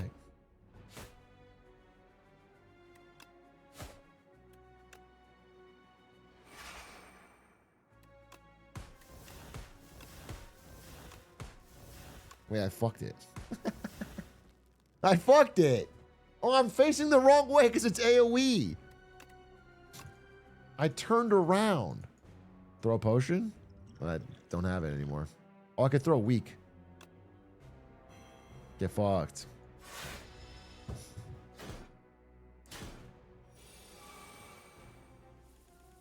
Okay, that about does it. I mean, that about does it. Wait, kill this guy first before he gets 1,000,000 armor. Oh, it's called Thinking with Portals, bro.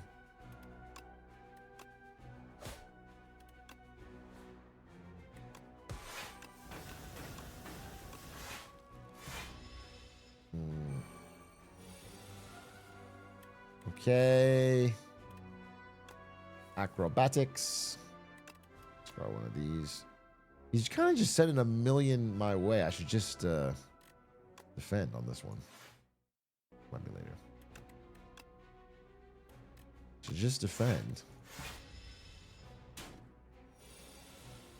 And then beat his ass with this. Oh. Fucking freebie. Let's go, dude. This deck kicks ass. Blade of Ink. Whenever you play an attack, gain 2 strength this turn. Oh, fuck. Whoa, discard your hand. Next turn, attacks deal double damage. Sly, Dexterity, and Thorns. Interesting. Scrub Daddy is interesting, but not really what I want. Shadow Step is very interesting. Because, like, you can't retain anything, but theoretically my deck could go crazy.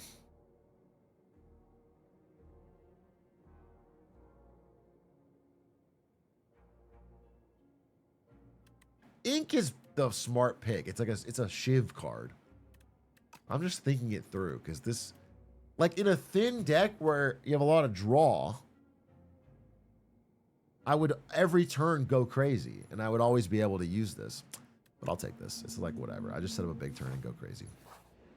At the start of each turn, draw 2 additional cards. You may not draw cards during your turn.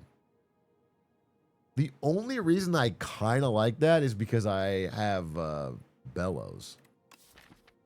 And every turn 2 more cards is basically equivalent to playing Acrobatic. I mean, it's not crazy. Remove 5 cards in your deck, add Folly.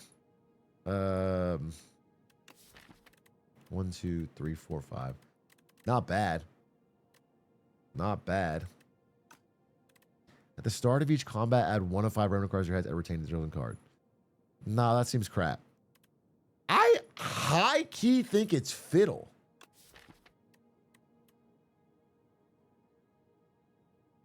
I'm not really comboing draw into draw too much. You will have shiv problems.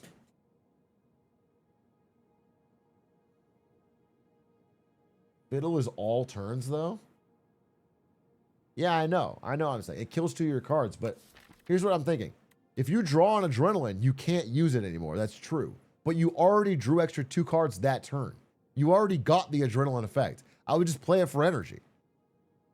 And then acrobatics, you play it as a discard, I guess. Or 1-cost discard, but... Clone adrenaline? Escape plan is dead too? Yeah, but you're thinking of him as dead. I'm thinking of him as like, imagine I played it already every turn. You know, it's like, I think it's like a free adrenaline every turn at all times. And I just have way more cards.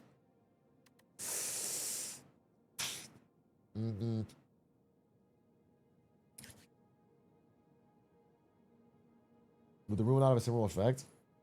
I think Preserve Fog is also good. Don't get me schlong. But I'm a wee bit concerned if I Preserve Fog. I actually need a couple upgraded defense that I'm getting from this. Like if I go 1, 2, 3, 4, 5, I actually think my deck can't survive a couple turns where you need upgrades. I'm just doing it. I'm fucking following my heart. We'll see if it sucks. I'm following my heart. I think Fiddle's gonna be good here. I have a lot of gold, so we're gonna beeline to a shop. Hit this. Probably double elite if we're feeling froggy. And then maybe just close out. I think that's the way to go. Look at this, bro! Wait. Oh, yeah. Look at this. A nice full fucking hand right off the rip. Although I got 2 of my draw cards, which sucks. Get rid of them. Get rid of them. And then hit him with everything I got. I haven't really got to think about it, honestly.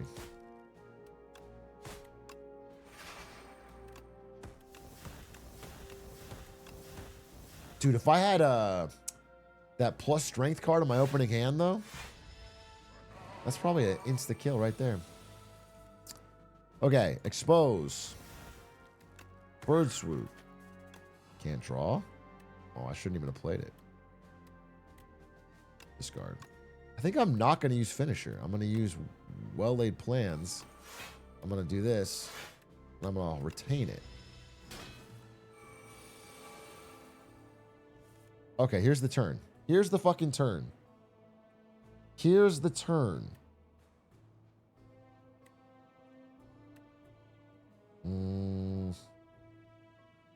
It's... No, I can't do all of it. I can't do all of it. I don't think I need to. I don't think I need this. I think I just suppress. Yeah, I'm just going to kill. I don't know why I'm overthinking this. This is 3 shivs. 3, 6, 3, 6, 7, 8. I need to get rid of 1 more card.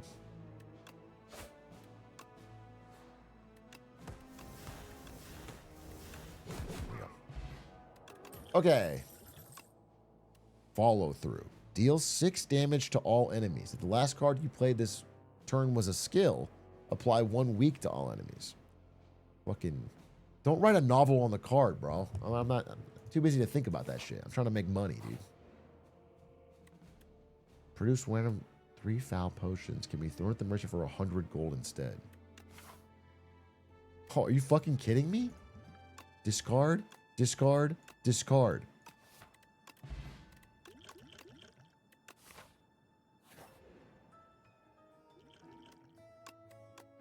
Fuck, bro. We're rich. We're wealthy. We're wealthy, dude.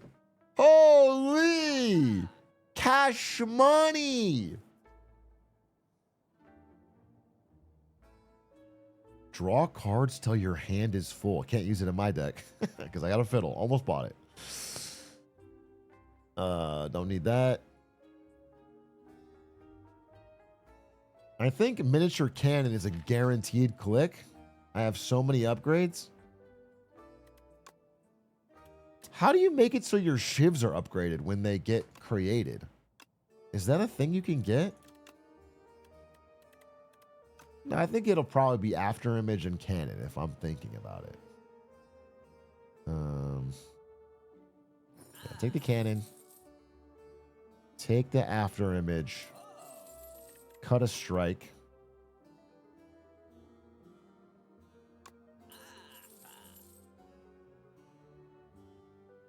I think that's it. Cut the draw cards? Oh, I could have cut acrobatics, you're right. For sure. But that's like a minor thing. They're both like not getting played in a hand.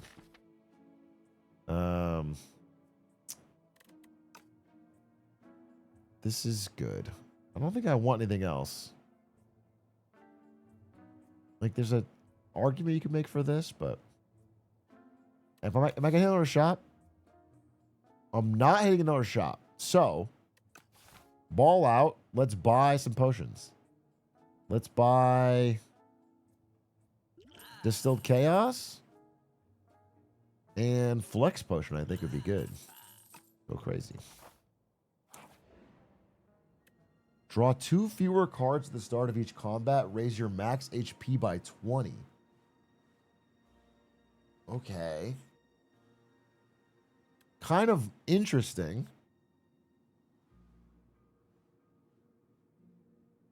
Cancels out Fiddle on turn 1, but you get 20 max HP.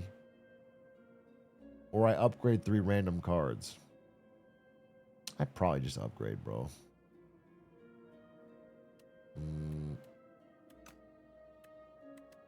Get rid of the HP raise, and that's a good option. You would click it if it just drew 2 fewer or less cards, so you have less to worry about. Yeah, I'll do upgrade. It's fine. That's fine. I might rest, though. Like, I'm worried going into this. You can throw a run at the end like this, where you overfight elites, and you end up just, like, bleeding all your HP. But I can always peel out. I can always peel out after each fight if I don't feel strong. So I'm going to go ahead and rest. Get a full heal. And then we fight. Okay. Step 1 after image, maybe? Yeah. Just get it out the way.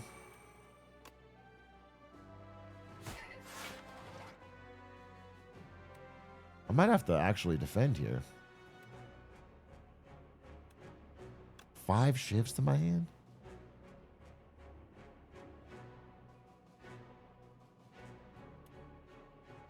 Yeah, all right, we defend.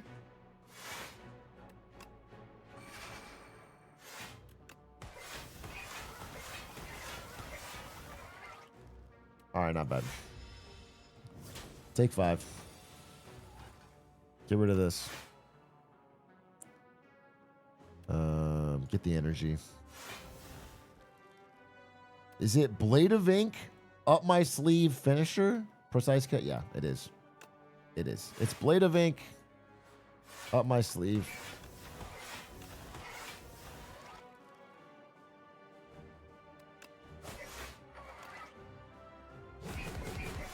Yeah. Baller. Baller, baller, baller. Okay, the burns kind of fuck me because my hand is so damn full.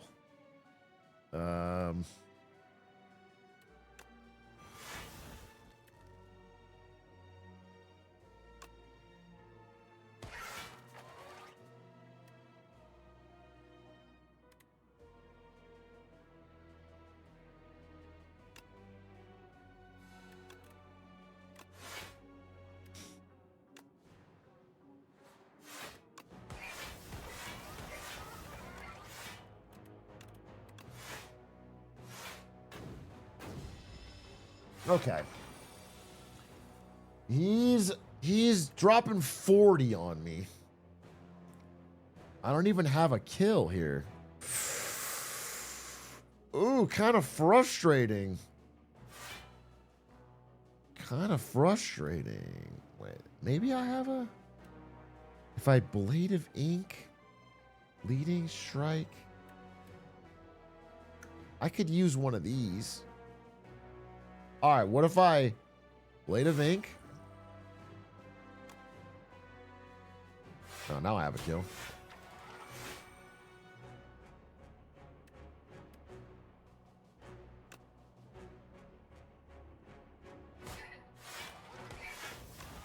Yeah, that's cool.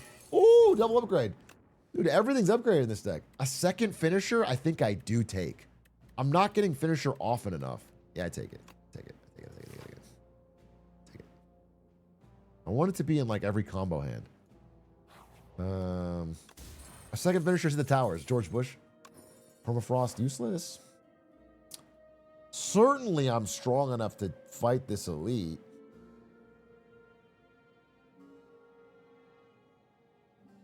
Yeah, fuck it. Oh! This is my fucking most scary elite maybe in the game, dude. I hate these guys. I hate these guys. I have a crazy turn, though, if I do this right. I might pop this strength potion and go for the kill. Let's see. The guy that has to die is this guy in the middle. Has to. Absolutely fucks me. Okay. Get rid of this card. Make some room. Should have after imaged. Okay.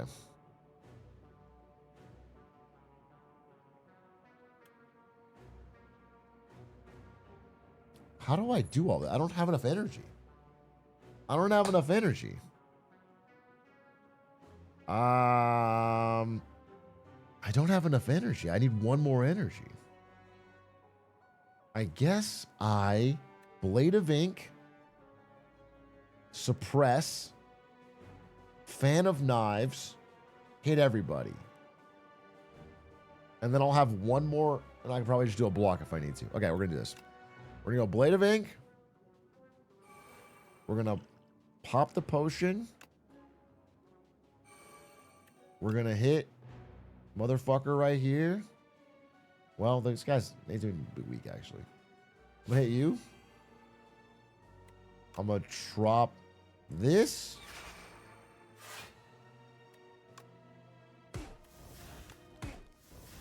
Oh, they're all just dead. I'm overthinking it. That's so baller. That's so baller, dude. This deck's just stronger than I can imagine. But I might toss a slice in here. Wait. I feel like I often can use a slice.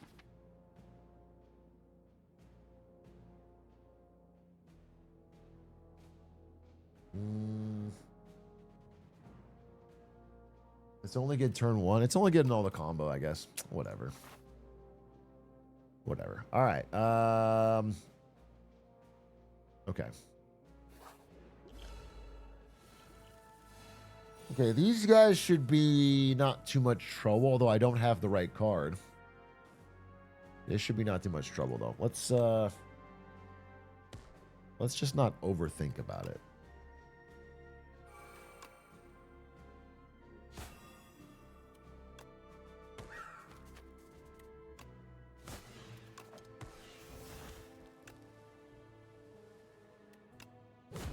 Yeah, I just fucking run it. Phantom Blades. Shivs gain retain. The first Shiv you play each turn deals 12 additional damage. Am I crazy or is that dog shit? Am I crazy or is that not going to be used almost ever? That's like a bad card.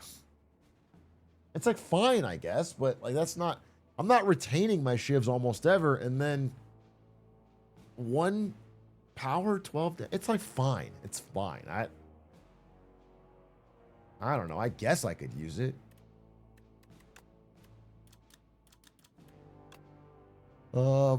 I guess it pays for itself after one. It's plus 12 damage for turn per one. Yeah, it's like fine. I guess I could take it. I mean, if this fight goes long, that'll add up. Ah, fuck it. It can't be that bad. I lose because of that. I think it's... Anything I need to upgrade? I think it's... This is so stupid. The upgrade for this makes it innate, which would then inherently upgrade it. Oh, Blade of Ink upgrade, for sure. For sure, we get that. We get that. That's very important. Let's get a Blade of Ink upgrade for the ultimate combo turn. Let's fight the last elite. What is this? Oh, removes exhaust on a card? What card has exhaust? Adrenaline? Oh, doesn't matter anymore. No, I actually don't care anymore. I was like really excited. Expose, maybe? Nah, you know what? I just don't care. Not that big a deal. And honestly, what do I get from fucking fighting one more elite? I don't even need our card. Let's just go to the final boss. Let's go to the final boss, baby. I have Pantograph, so I'm fully healed. The last upgrade is 3 vulnerable from expose. Let's go! Okay, step 1. Toss this shit out there.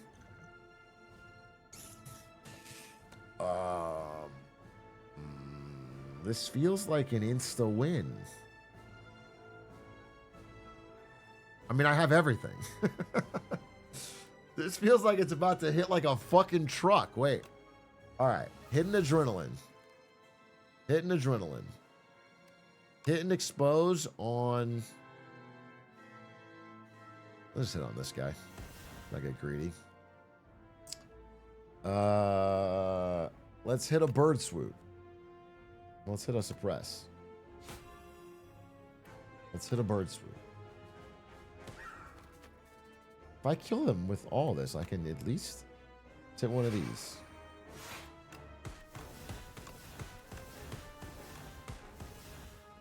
Let's hit it up my sleeve. This is so wild.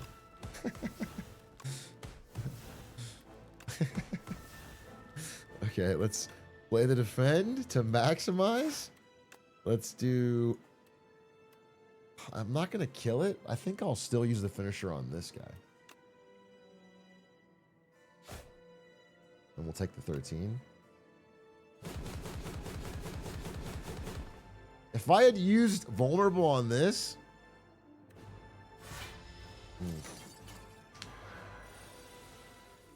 Okay. No, let's not throw here. Second finisher. Useless. Honestly, not great. It would be cool to try and go for a one-hit kill. Not a one-hit KO, but a no death.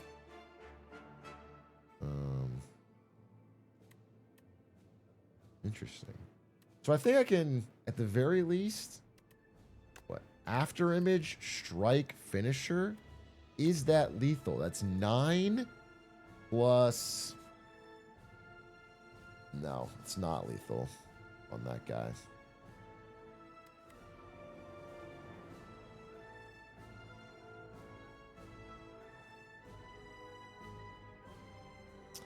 Yeah, I'll just rip the buffer then. I got nothing else. Yeah, fuck it. All right, after image, strike, finisher. And then we'll rip the buffer. And we'll try to go for perfect. Okay, this guy's dead. So...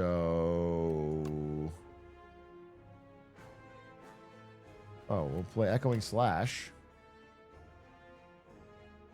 To do 20. Then we'll play this. Then we'll play this. And then we'll do a 12 damage fucking shiv. That's pretty good. 7 times 5? I'm not gonna live. I mean, I'm not gonna do... Yeah, I'm taking damage. I'm taking damage.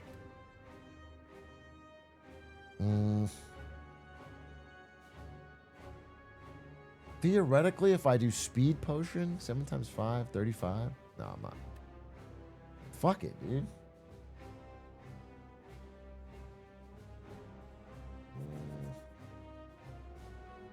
Big A, what did do on this late night? Thank you, Sam Weirda, for the 29. This is where Malaise would have slapped. Yeah, Malaise would be fire here. I think my biggest mistake I feel bad about was not putting the vulnerability on that guy for the finisher. I think it would have literally killed him or done almost everything. Kind of missed the math there. All right, I can defend here, but I think I'd rather just try to race.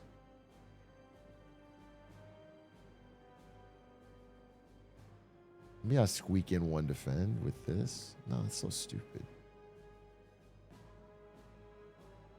Fuck it. Fuck it. I'm overthinking. 1, 2, 4, 6. First one does 12, bro. Maybe I retain the rest for a finisher next turn. They all have retain, right?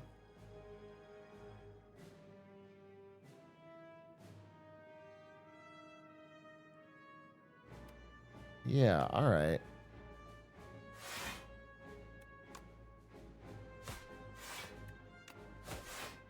And I just hold these. How much do I draw a turn? I draw 5, 6, 7, so I have to get rid of one. All right. Oh, I forgot about that. Shit! Shit, bro.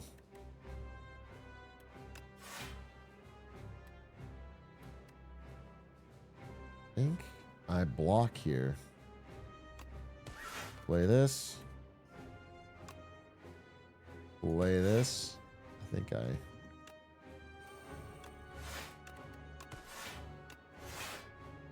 And we hold again. Okay, that's it. We win. Nice! Nice, dude! Big dub! Oh, finisher is... Yeah, I have to use this finisher. Blade of Ink. Suppress. Shiv. Shiv. Shiv. Up my sleeve. Shiv. Shiv. Shiv. Finisher! Nice. Nice. Nice. Nice. Nice. Nice. Nice. Nice. Nice. Let's go! That was a fun Shiv deck.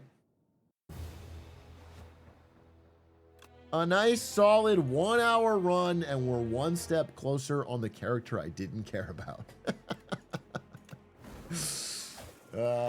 Great pick. Chat, it is late. I'm going to bed. Thank you for watching. I'll be back tomorrow after basketball, ideally, to do the presentation I wanted to do, but did not finish for today. So thanks for watching. And also, we're going to react to some videos. Good night, good luck, goodbye, good speed. Goodbye!